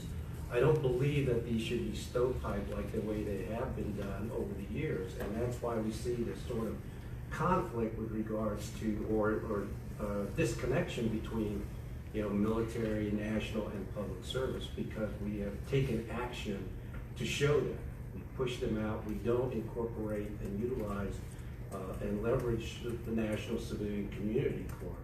I mean, they first started out on our BRAC facilities, and then later we pushed them out to say, find your own facilities type of thing. So I think it would have been best to have tried to figure out a way to incorporate that national service program onto our military, so that when these kids, or youth, I should say, come onto this program at a military installation, now they're exposed not only to national service, but also to what the opportunities there may be in military service.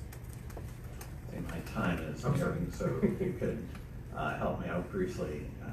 What's your reaction to that from the Defense Department point of view? Well, I'm a believer that the rising water floats all boats.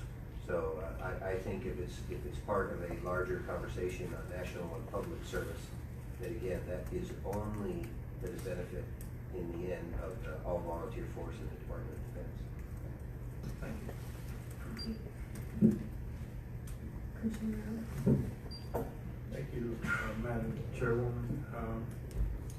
I've got to admit to Mr. Chivers that I'm so old that they didn't have Pepsi back in my day, so it didn't impact me.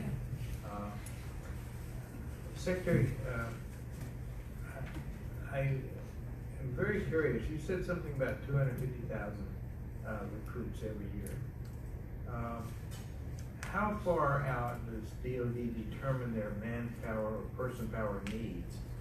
And then a subset of that is, how do you determine what critical skills you need, and at what point is that determined? So you can kind of grow people into those critical skills if necessary. Well, I mean, the services generally look in 5-year timeframes because that's the budget horizon. But there are long-term strategic plans that each one of the services have that kind of calls out, and from there the services decide what skills they need. They take cues from things like the National Defense Strategy, which is recently out and focuses us on the great power competition. So all of those things go into the broad discussion, and then various public interactions, threat perceptions, You know, I mean, today everything's on software engineers, cyber security. I mean, you know, you look at all the technological advances that we need to make, and we're focusing on the department. Obviously, that trickles down to both immediate and future needs for different skill sets. And then the services with their mission sets will often have you know, different answers to those problems. Thank you. You go back. Thank you. Commissioner Warren?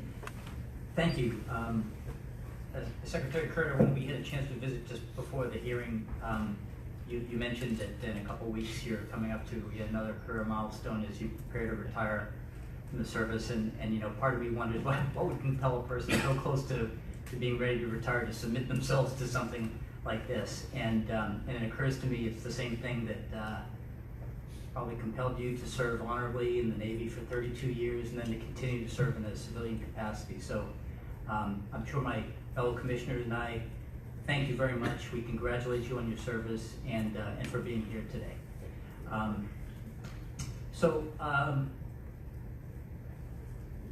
We've been talking about this issue of this so-called civilian-military divide, whatever the heck that is.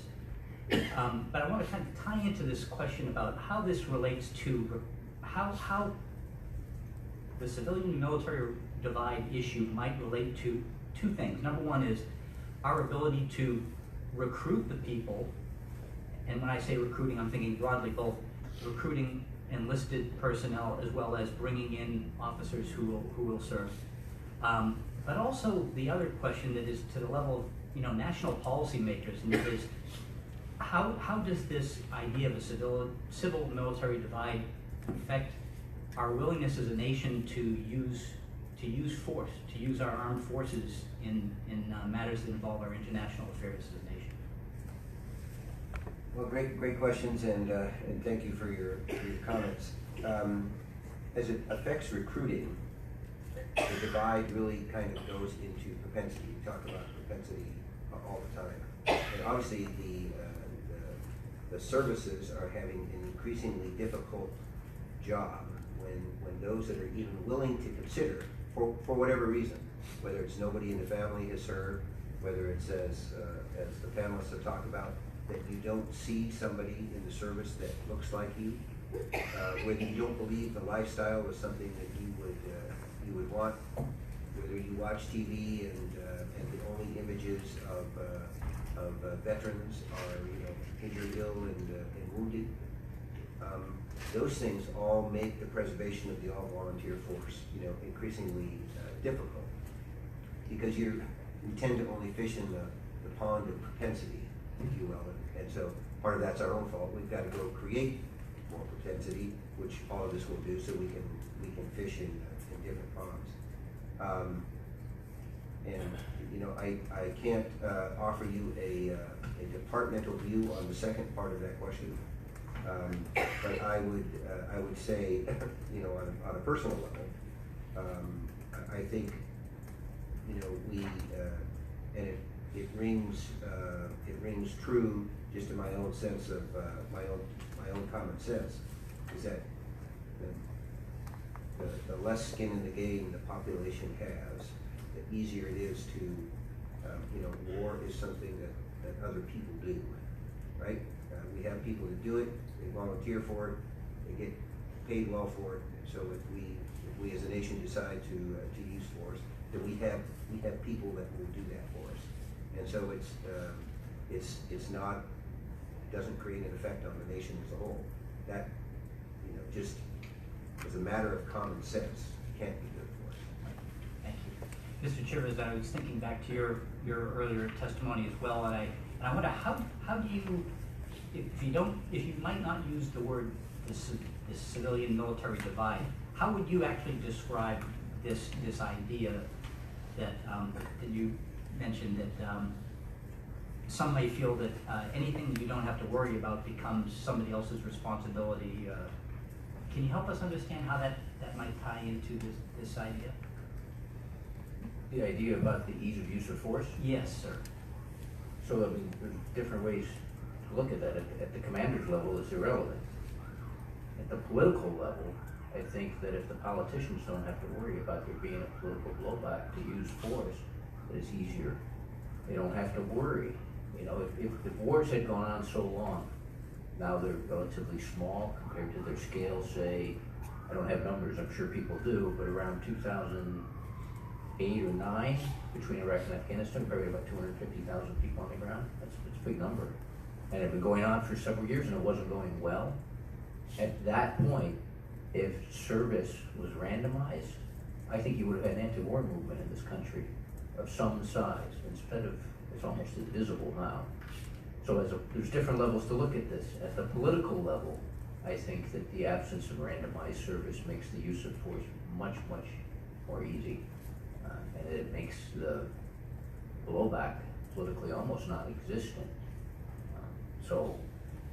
But when we go to a lower level than that, I don't think the origins of the service have much to do with operations. I think that the commanders have the resources in front of them that they have, and they apply them to the puzzle before them.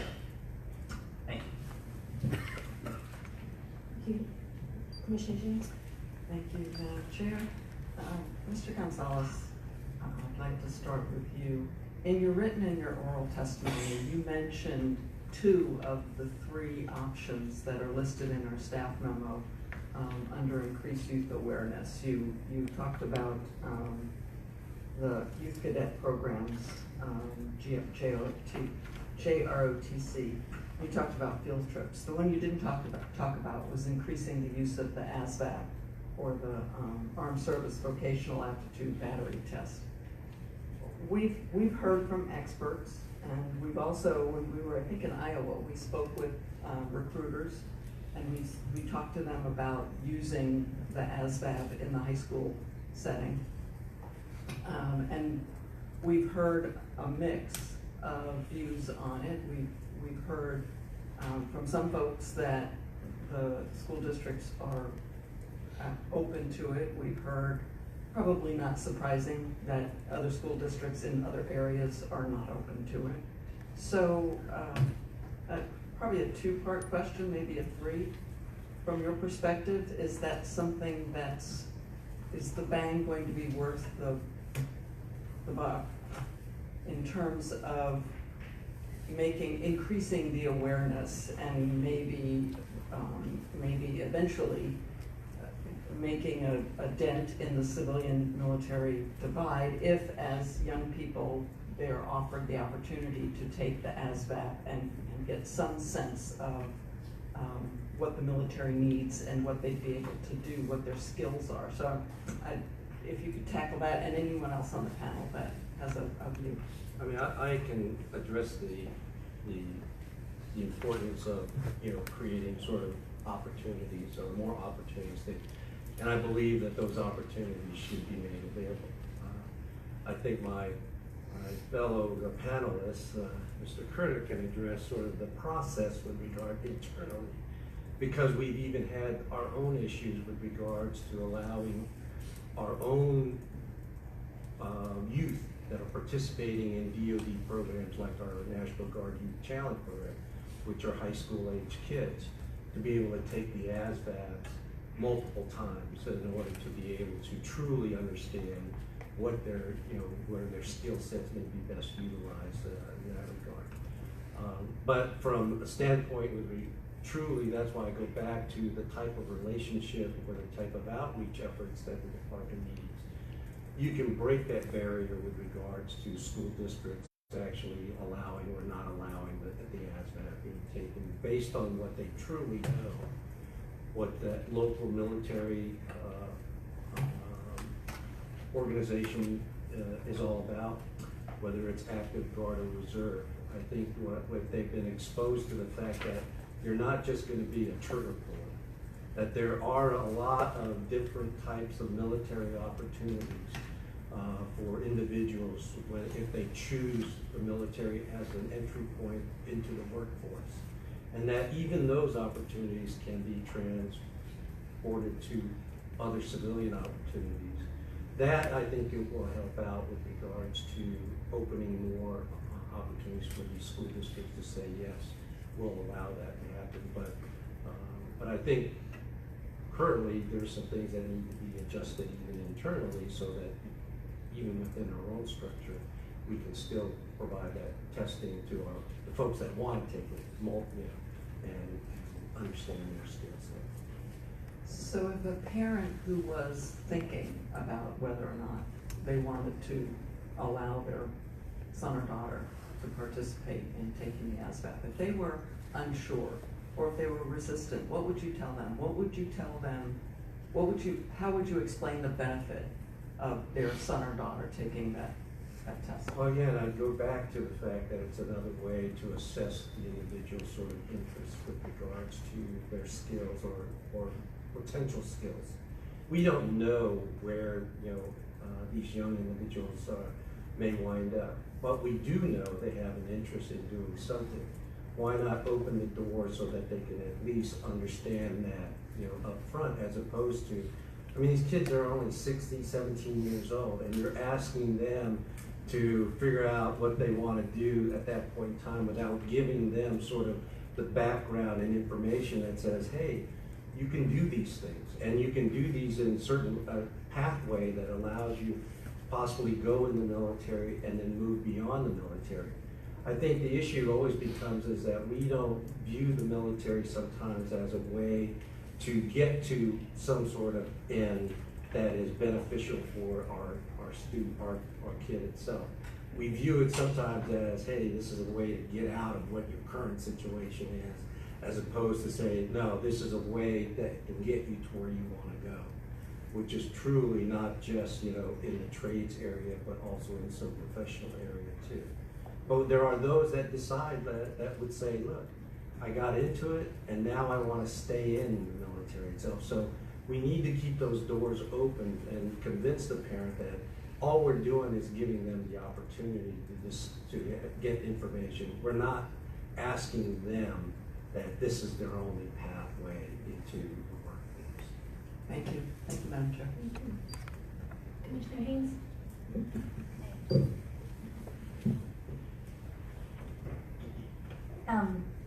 This is going to be a little bit rambling, but let me try this, and it's really for Mr. Chivers and Dr. Cohn.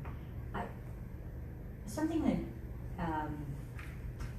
I think I've observed, at least in the context of our hearings going around the country and talking to people about public service, I want to propose to you, and I think from your perspective, Chris, just whether or not you also in an unscientific way have observed this, whether you agree with it or it resonates with you. And then Dr. Cohn, I think I'd like also to hear from your research perspective whether it's consistent with what you've seen, and ask you sort of a piece of it, how you respond to it. So what I've seen is that there are a lot, the millennial generation, consistent to some extent with what you've identified in the Z generation, and I'm never really sure who I'm talking to exactly, but the younger generation has definitely, in the context of our discussions, indicated, in a sense, I think you use the term intrinsic motivation in your testimony, but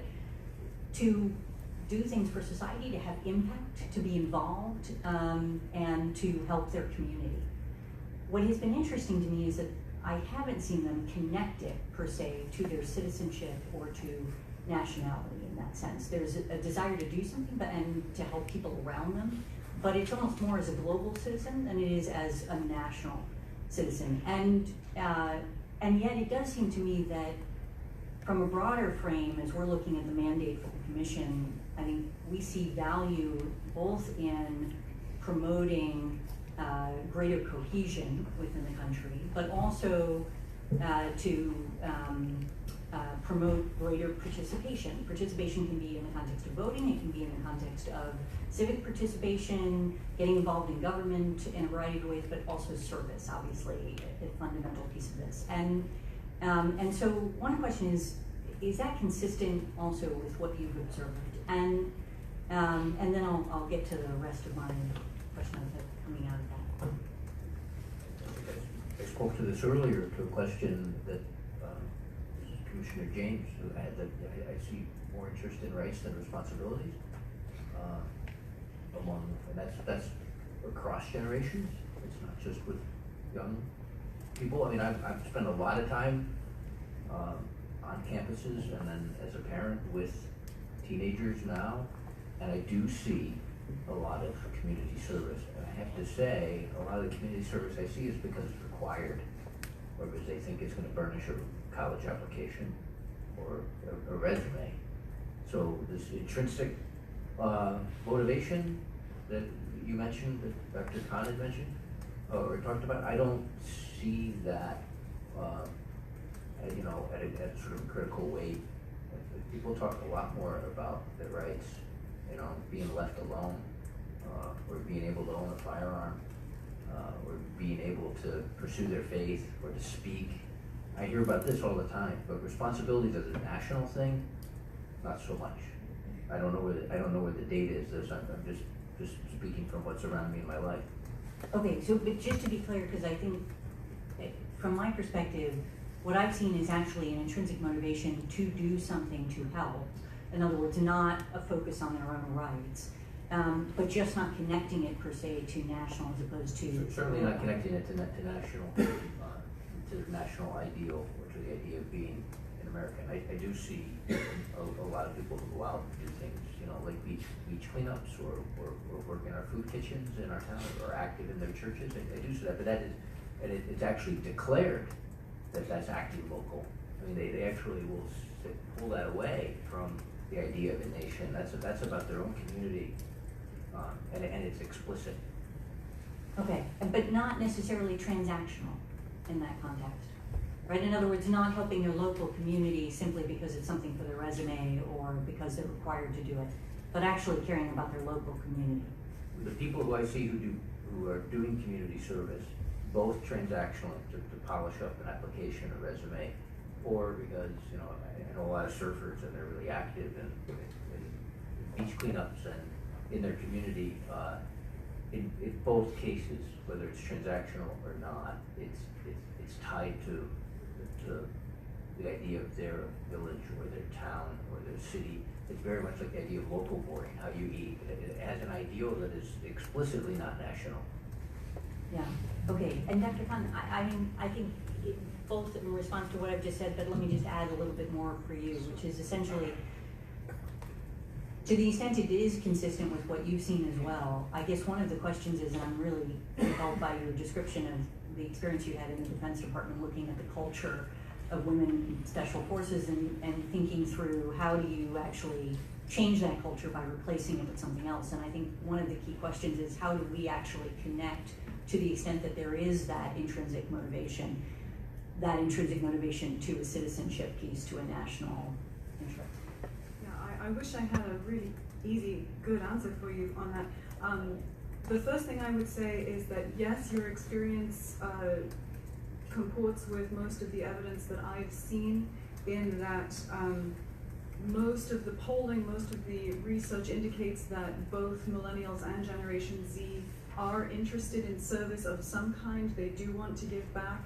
I agree with Chris as well that much of it is more locally oriented, and that they do not seem to connect it much to citizenship or nationality. I think in my testimony I mentioned one polling item that indicated that both millennials and Generation Z are far less likely to think that the United States is the best country in the world, for example. In other words, they show a lot less of what we would traditionally think of as patriotism. So yes, broadly, this is why, and so to get to your question of what do we do about it, how do we deal with that, this is why I think it's important for us, and Chris's point is I think critical here.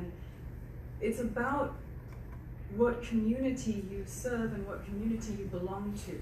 And one of the things that I said in my testimony was, to the extent that the United States or that America is narrowing the definition of who belongs to our community and who is included, or broadening it, that will affect who wants to serve it. You don't want to serve a community that you think doesn't include you. And so if what we're seeing in terms of the sort of trends of attitudes and beliefs and sort of ideological or political attitudes and beliefs among younger generations, they tend to be much more cynical about the country. They tend to be much less trusting of institutions, of national institutions. And so I think you've got a really worrisome trend there in a country that is both culturally and organizationally very decentralized, very individualistic, as Chris has mentioned a couple of times. You've got a trend of young people feeling less and less connected to that national identity. And you've got some political trends that are actually moving in the direction of excluding people from the definition of that community as well. And so I think that's, again, to go back to my, this is a larger societal problem. I think it's a larger societal problem. Thank you very much. Commissioner Kogan. Mr. Curtis, in your oral testimony, you referenced the challenge in DoD's ability to recruit and retain women in the armed services. Why is that? I think fundamentally, it's we have not been able to make the question service and family, right? Service or family. And so I think as we bring in, both in the officer and enlisted side, young women and hope they stay for a career, there often becomes, a point where they decide to have a family. And so the question is, can they continue to do what they are doing, serving, and be successful in having a family? And too often that's we make them choose between one or the other. Not for lack of trying career and mission programs, permeability in and out of the reserves, a number of things that we do to try to get the conversation to how to serve and have a family. I think that's the fundamental question. I don't, however, want to minimize the observations that we've heard here earlier, that we still lack at the upper reaches enough senior women in uniform such that all the young ladies on both the officer and enlisted side see themselves well represented at the upper reaches. And then there is a little bit of the culture problem as well. We haven't yet. It's not the inclusive culture that we strive for. We know we still have a long ways to go there. And you just look at the sexual harassment and sexual assault numbers, and you know that we have plenty more work to do. I think all three of those kind of bracket mostly our ability to recruit and retain. Does the research indicate maybe anything even more fundamental, that women are saying, it's just not for me, I'm just not all that interested in it? Well, I think generally we find that women are less propense than men. Our studies indicate that. That said, as Chris mentioned, they're half the population. Over half of that in college graduates. Skill sets increasingly there. So whatever those fundamental reasons are, we talked about fishing in the same pond. We have to increase the propensity of young women to join and stay in the service if we want an all-volunteer force in 20 years. As I look at all of the threats to the future force in 20 years, to me that's the single most formidable obstacle, because we've been at it for 30 years, just about, and concentrated on that problem. We've only had limited success. Thank you. Mr. Gonzales, with respect to youth awareness, youth programs, your testimony seemed to suggest to the commission that we're not thinking big and bold enough. what would you recommend to us as the big idea in that area? Well, I think just from the DOD's perspective, or even on the larger scale, as I mentioned, that we are sort of stovepipe in how we approach military, national, and public service. I said it's been done already with regards to creating barriers between, certain programs that are already supported by Congress and administration itself. We don't create the sort of opportunities to merge these things together. Even within DOD, in my statement, I say that, it's stovepipe with regards to how we approach outreach, specifically with one of the largest outreach programs that we have in JROTC. And so it's not surprising to see where the demographics are with regards to where these programs are placed, because again, it's decentralized in how it's being done.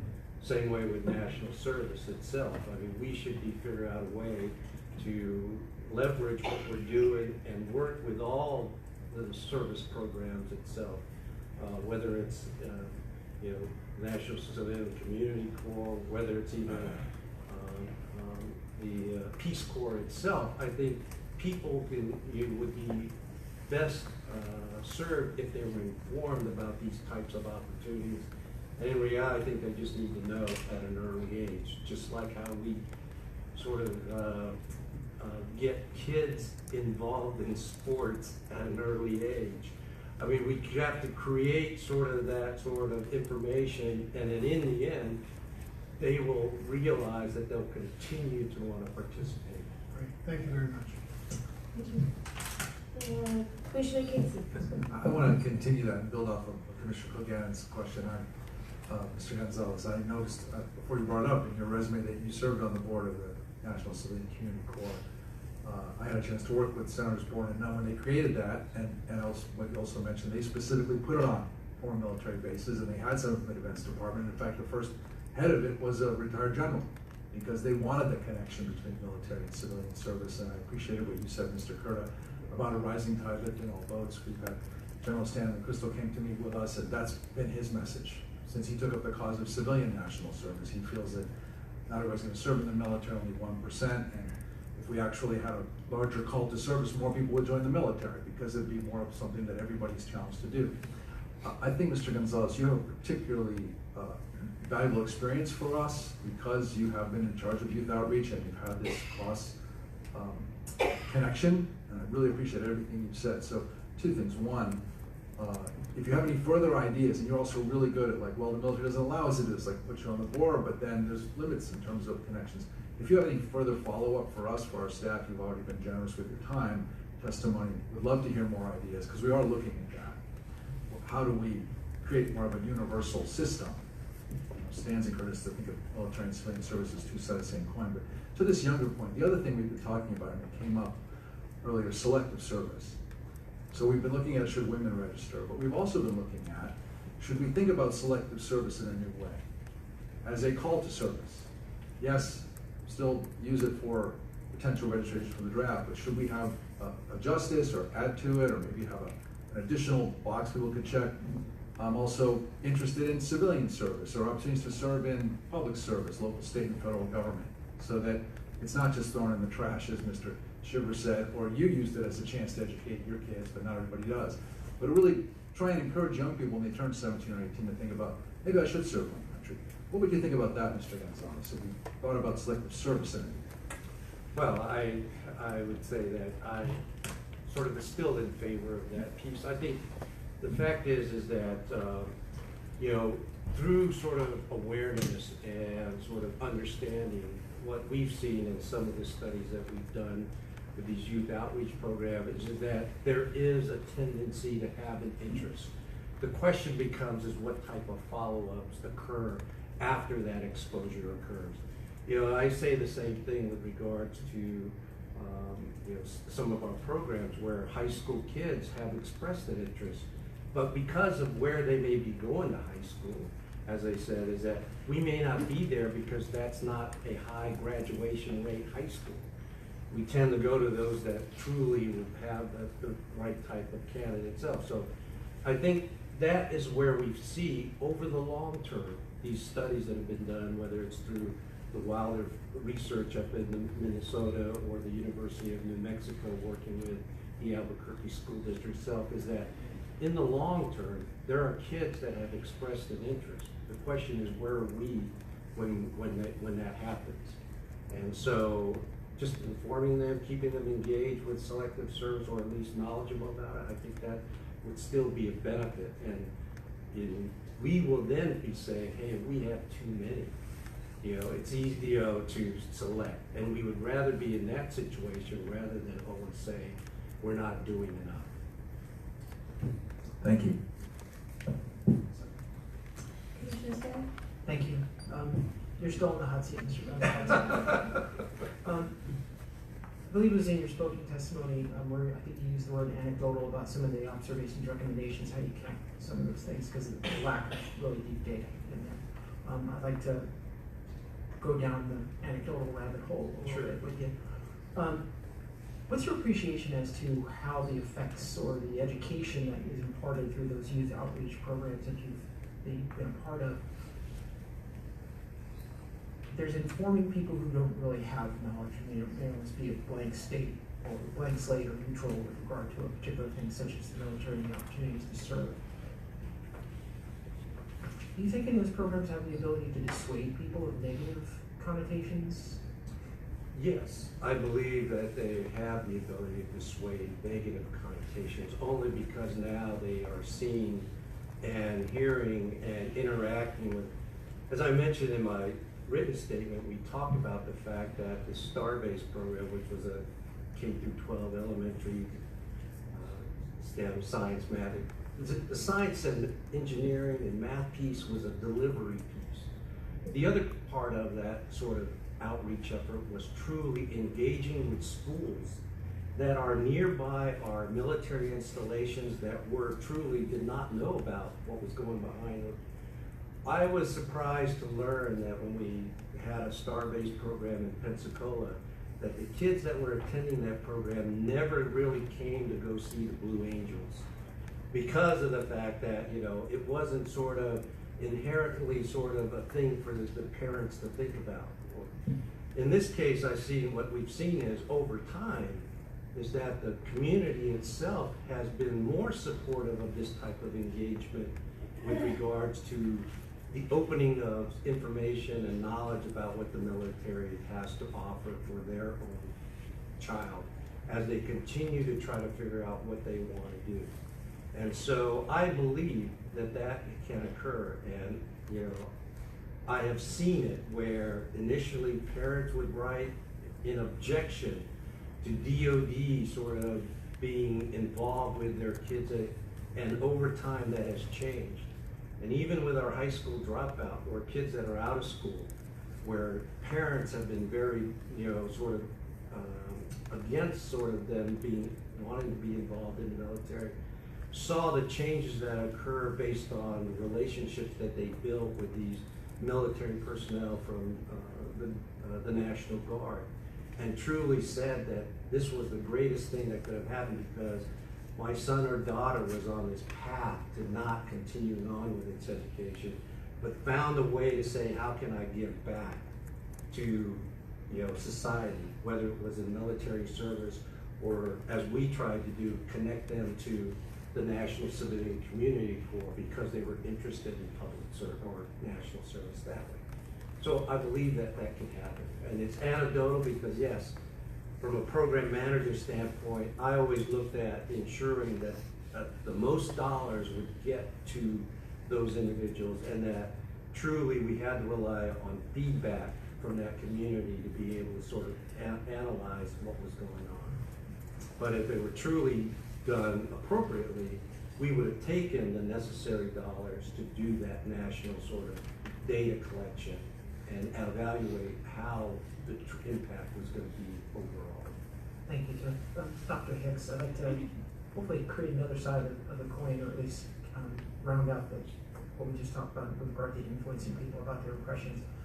In your submitted testimony, you didn't I don't think really hit it in your spoken synopsis of it. With regard to the military societal issue of your big three, the second one, mentioned about how Gen Z respondents of one poll made quality the top concern with regard to what they wanted from your future employer. And yet, I believe you state that folks see inequalities in the military as it's manifest today. Mr. Curter mentioned at one point in his previous question and answer sessions about influencers. How do you feel that influencers get into the equation when the influencers are probably more sensitive, or at least equally as sensitive as the folks that are potential candidates for joining the military? When they see these inequalities, and then those Gen Z folks themselves are actually most sensitive to inequalities and how that might manifest in the perception of the force and the health of the force in society. Anything I would say would be anecdotal, really, or supposition. I don't think we're going to be peer reviewed. Any research on this myself. I do suspect the influencers in general being older. So there's peer influencers, and then there's parents, etc. In the category of parents, etc., I think they're less likely, obviously not being, necessarily reflecting those same generational drivers are less likely than the generation themselves to be focused on those issues. So if like Mr. Chivers, I use my own children as an example, I would say their parents have more of a propensity to suggest national service and military service and patriotic values, etc., and that doesn't sing to them in the same way. I think peer group influencers, that's a huge piece of it, obviously, with any generation.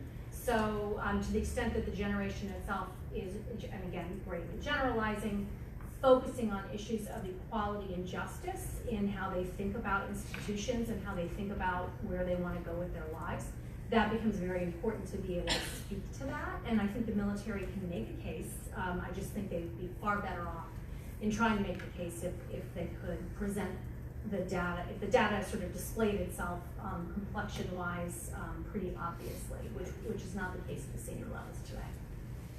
Thank you. Thank you, Madam Chief. Thank you, Commissioner Scaly. We have a few minutes, so I'm gonna do a lightning round for all of you on the panel.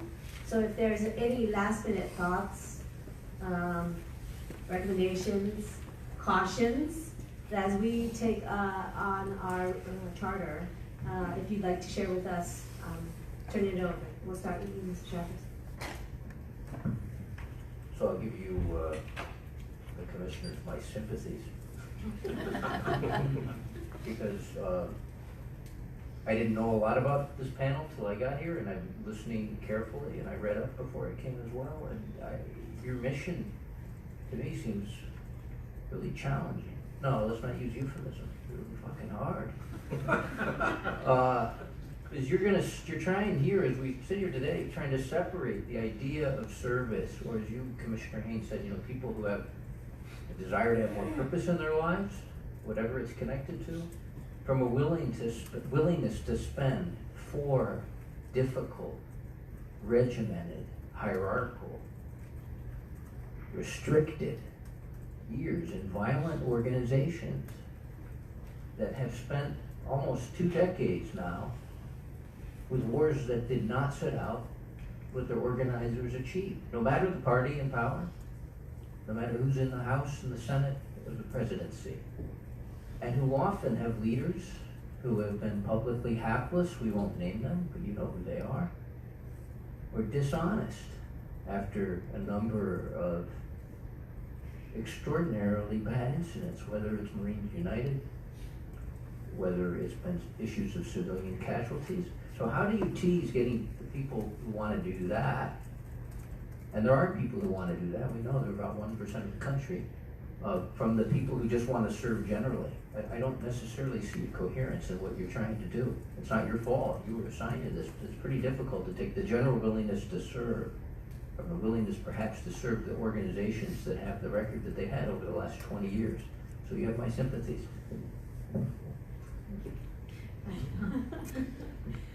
Well, you already know that I think you have a difficult job.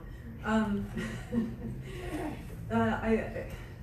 think if I just have a chance to say a couple of other things, I would re-emphasize, I agree with Mr. Gonzales absolutely that there is not, I don't see competition among the different types of service that you are trying to incentivize. I think all different types of people are available to the idea of wanting to do something good, even if it is partly transactional. And I think maybe that's the point that I would leave with you, is that any population has a tiny, tiny number of people who just want to serve and they don't really care about the economics of it. And there will be a tiny percentage of people who absolutely have no interest and they just want to make tons of money. But the rest of the people, the huge majority of the people, are open to the idea, but can't afford to do it if it's just awful, right? We in the US are very lucky that we have recognized this with respect to the military, and we give them pay and benefits that I think are appropriate to the type of job that we're asking them to do. I don't think we've necessarily recognized that with respect to the other types of service that you guys are looking at. But I definitely think that increasing awareness of the vast array of opportunities that people have to do something, you are going to find that people want to serve, but some people want to serve in the Peace Corps, and some people want to go into the civil service, and some people want to go into the National Oceanic and Atmospheric Administration, and some people want to go into the military. And I don't think you'll have a lot of problems with people saying, oh, well, if I can do this, then I don't want to go into the military. So I don't see competition there. But in general, again, just the issue of, I know I sound like a broken record, inclusiveness. The community needs to include people if you want them to serve the community. If they don't feel like it's their community, they will not serve it. Thank you. Mr. Gonzales. Well, in my written statement, I did make some sort of out-of-the-box radical recommendations with regards to how, policy and resources should be restructured, especially within DoD. But it's sort of interesting that when I first got into my job, there used to be a federal interagency sort of group that focused on national and community service. And it was headed by the folks at the Domestic Policy Office within the White House. It raised the level of interest with regards to how the federal agencies could truly work together and promote sort of service, whether it's military, national, or public service, and leverage the resources that was necessary to do so. And it was a great forum to have that discussion and to talk about what can be done. But over time, and this time, now we have a commission.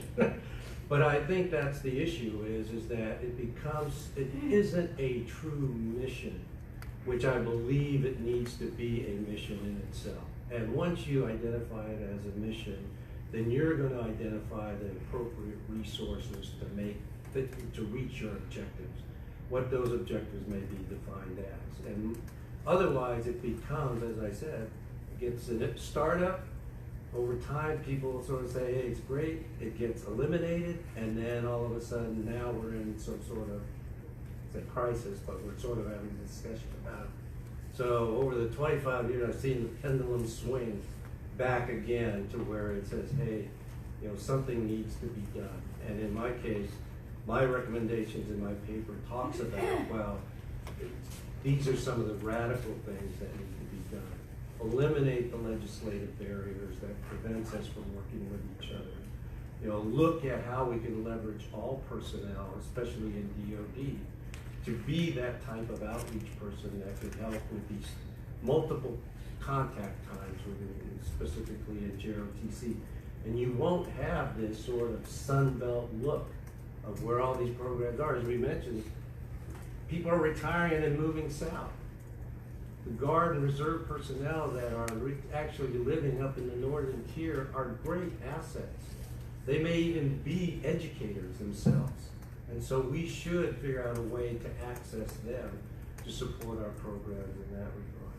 And I would say, true, that you're already doing things to up base access. The question is, how much are we willing to do that so that you do look at creating sort of the, career schools or whatever is necessary, that you don't have to have them go all the way into the base, but just be exposed to getting through the gates and then allowing base personnel, active guard reserve, to interact with those youth that never had the opportunity to come on board and see what it was like. So those are my thoughts. Thank you. Dr. Gibbs? Thank you again for the opportunity today. I can tell from your questions you all are very appropriately invested in maintaining the health or ensuring over the long term the health of our volunteer force, which I think is incredibly important. But I would just close out by hitting again that that's half the equation when it comes to civil military relations. And in fact, the bigger issue, in my opinion, is that the civilian side of the equation is undereducated, undertrained, undersized, and is not taking up its civic responsibility. And I think that's well within your writ, and I hope you pay attention to that. I have some recommendations in my testimony. Thank you. Secretary Correa. So thank you, and I, just go back to our central question of the civil-military divide. I don't believe that we are in a crisis today. However, when we look at the risk of this question, which is, if you take it out to its logical conclusion, is the potential failure of the all-volunteer force. We can't wait until we're in crisis, because we could very easily be in a situation that is unrecoverable. So the time to talk about this is now. The time to act is now. I don't know when we will be in a crisis. I don't know if that's 10 years, 20 years, 30 years. But marching on in the same direction without talking about this and acting could very well lead to crisis. And as you look at your policy recommendations, I would just say this, and I go back to my naval heritage, but the ship of state turns very, very slowly. You make small rudder movements. The change in the ship's direction is sometimes it doesn't change at all because the seas are too rough, or it's imperceptible change. You only turn that ship with large rudder movements. Now, when you put the rudder over, the ship kind of heels. People get a little bit uncomfortable. Things are tossed around. You get everybody's attention, but that's the only way you make change. Thank you. Thank you.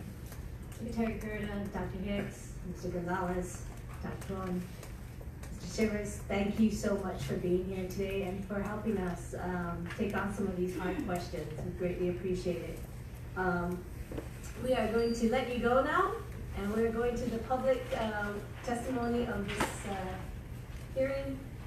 So if you're welcome to stay. We have seats in the front row if you would like to continue to be part of the hearing. The Commission is committed to transparency and openness with the public. In keeping with these principles, the Commission intends to provide the public with an opportunity to deliver public comments during our hearings. As a reminder, in order to provide the greatest opportunity for, if you guys want to stay, you can. If not, you're welcome to. You should. We're going to have witnesses behind you all. So I'm sorry for not being clear. When you sign up, the greatest opportunity. I'm sorry. Let me start again. As a reminder, in order to provide the greatest opportunity for as many participants to offer a comment as would like, public comments is limited to a 2-minute period per person. As noted on our website, sign up for public comments took place between the opening of registration and the start of the hearing. When you signed up, you received a numbered ticket. To ensure fairness, tickets were randomly drawn. We will call out 5 ticket numbers at a time and ask that when your number is called, please come forward, make a line behind the mic, and provide your comment. If time does not permit you to offer your oral comment, we encourage you to submit your written comment at our website at www.inspire2serve.gov. Additionally, if you have any written statements that you would like to submit for the record, please provide them to the staff at the registration desk. I now invite the following ticketed individuals to provide comments, and we will start with 085, 086, 088, 084, and 089. During your comment, please be aware of the lights in front of me. The light will turn yellow when you have 30 seconds remaining and red when the time has expired. At this time, you will also hear the buzzer. Please introduce yourself to the Commission with your name and affiliation before starting your comments. You can start with 085. Matika 085. My name is Li Yang. I'm a PhD in economics, And I think I talked to you, this panel before.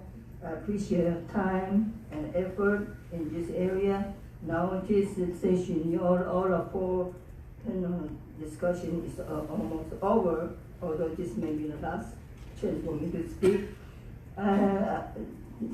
Since you are looking for recommendation, so I really put this as last word. I want to warn you, society is in great danger, and the best approach is to restore justice and fairness. We have to restore the real democracy, not fake one, to have a good liberty and freedom.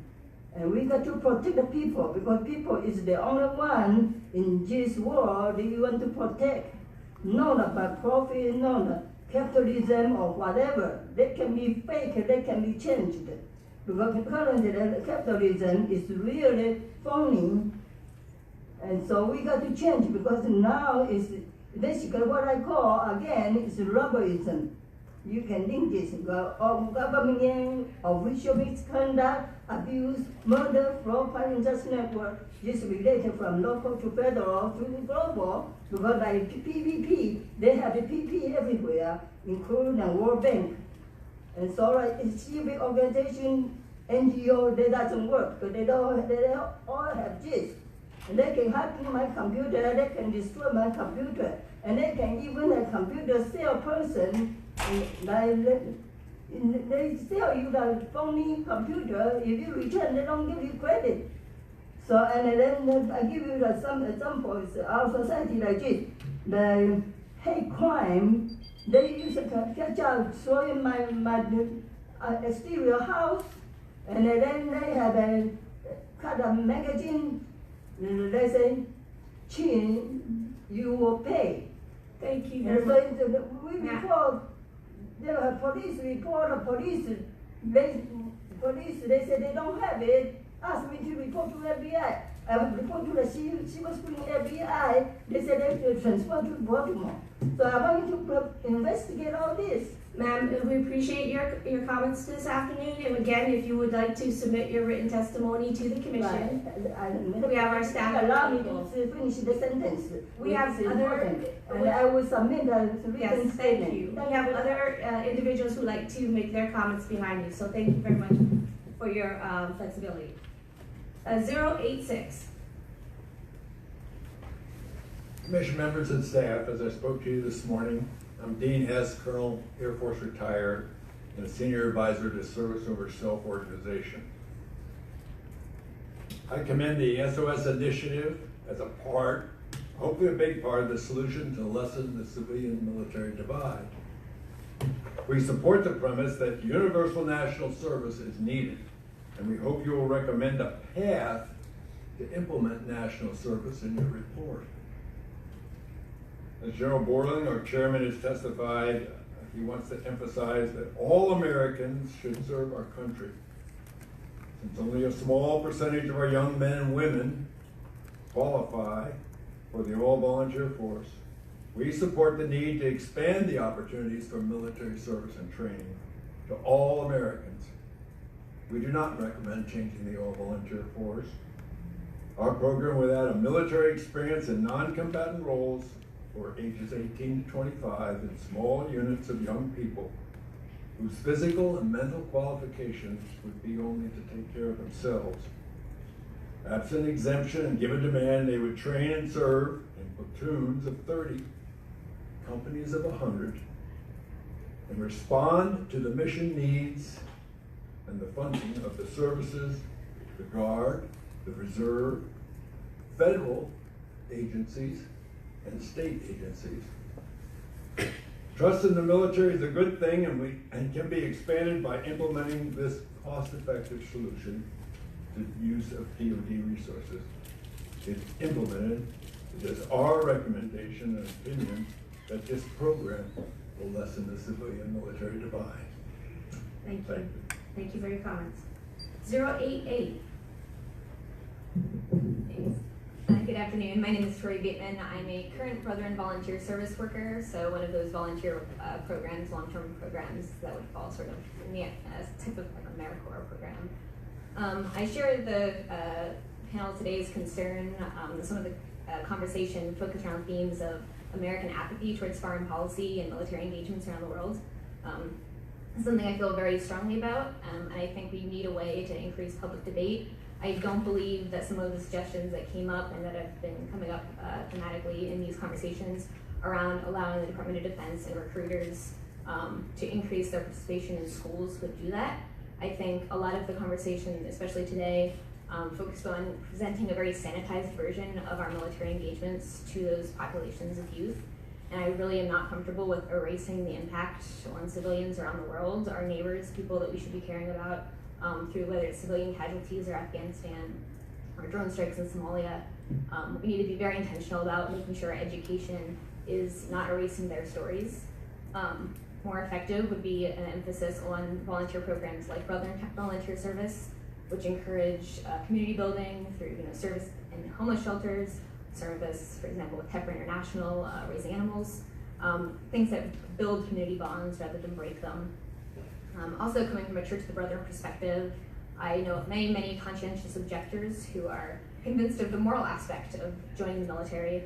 And today I heard a little bit about how recruitment is a problem because young people have choices now, and they're not sort of as economically pressured into the recruitment process. And I think it's a really dangerous angle to take where we're considering economic pressure for a moral decision, and I think that's something the Commission needs to be very aware of as you make decisions. Thank you. Thank you. 084.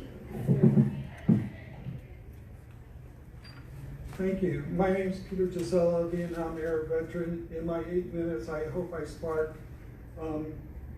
interest in this Commission's reflection on what I have to say about youth registering at 17. Congress allocates funding unless it's a national emergency. It's strongly outlined in the justification for moving youth registration to 17th birthday, and if Congress did its job and debated this in committee on the floor in the Senate and the House, both the cost and youth and adult input from across this nation would hopefully take place about this mission on civic renewal. I believe the cost of moving registration to the 17th birthday, encouraging high schools to take primary lead, gathering data feedback from youth reactions, feedback at 18th birthday could come from the DoD recruiting budget of $1 billion per year. Because it would enhance better military recruiting, but also the nation's national security, citizen awareness needs.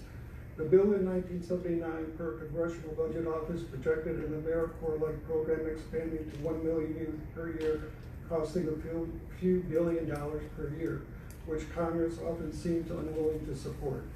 However, with youth between 7 and 18 discussing the civic values of AmeriCorps-like programs, wanting to participate but unable due to the lack of funding, if these youth could form a new voting bloc on this policy issue to target members of Congress that are unwilling to fund the billions needed, supporting candidates that do, and then show some success in removing the non-supporters from Congress, it would be more agreeable towards a future Congress to look at the cost-benefit analysis of staying in office or not, and supporting funding a $1 million per year youth AmeriCorps type program.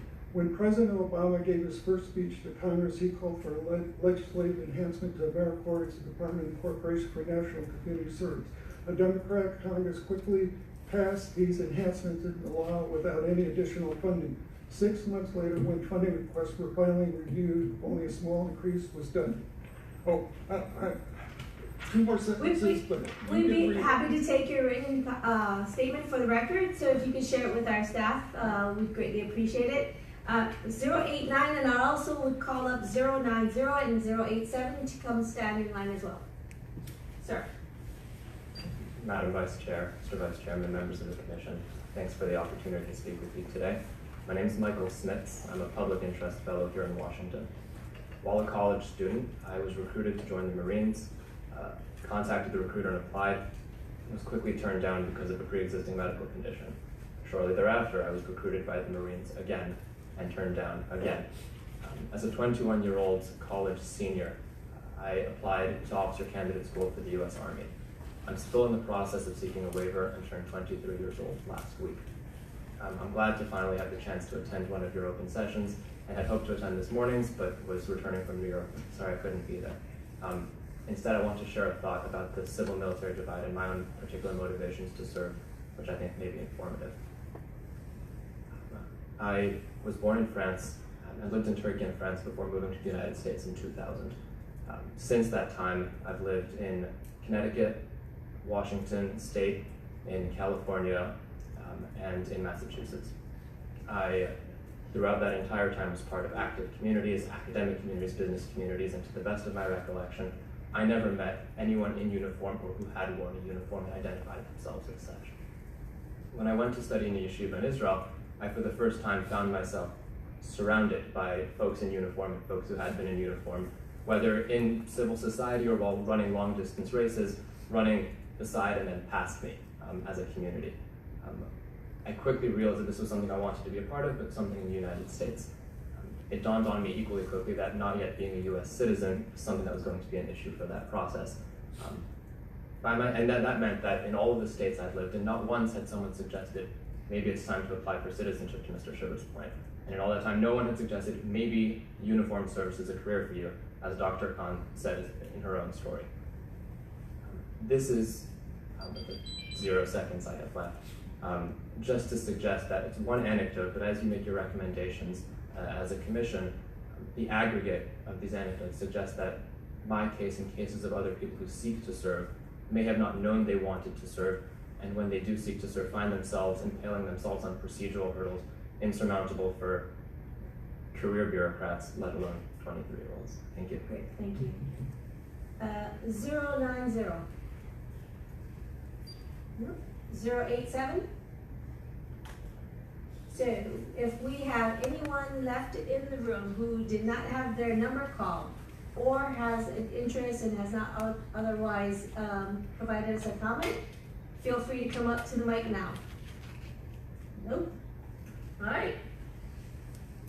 Thank you. So I just want to thank everyone again for being here today and taking the time. To those watching us on Facebook, thank you for signing in. And this time, this hearing is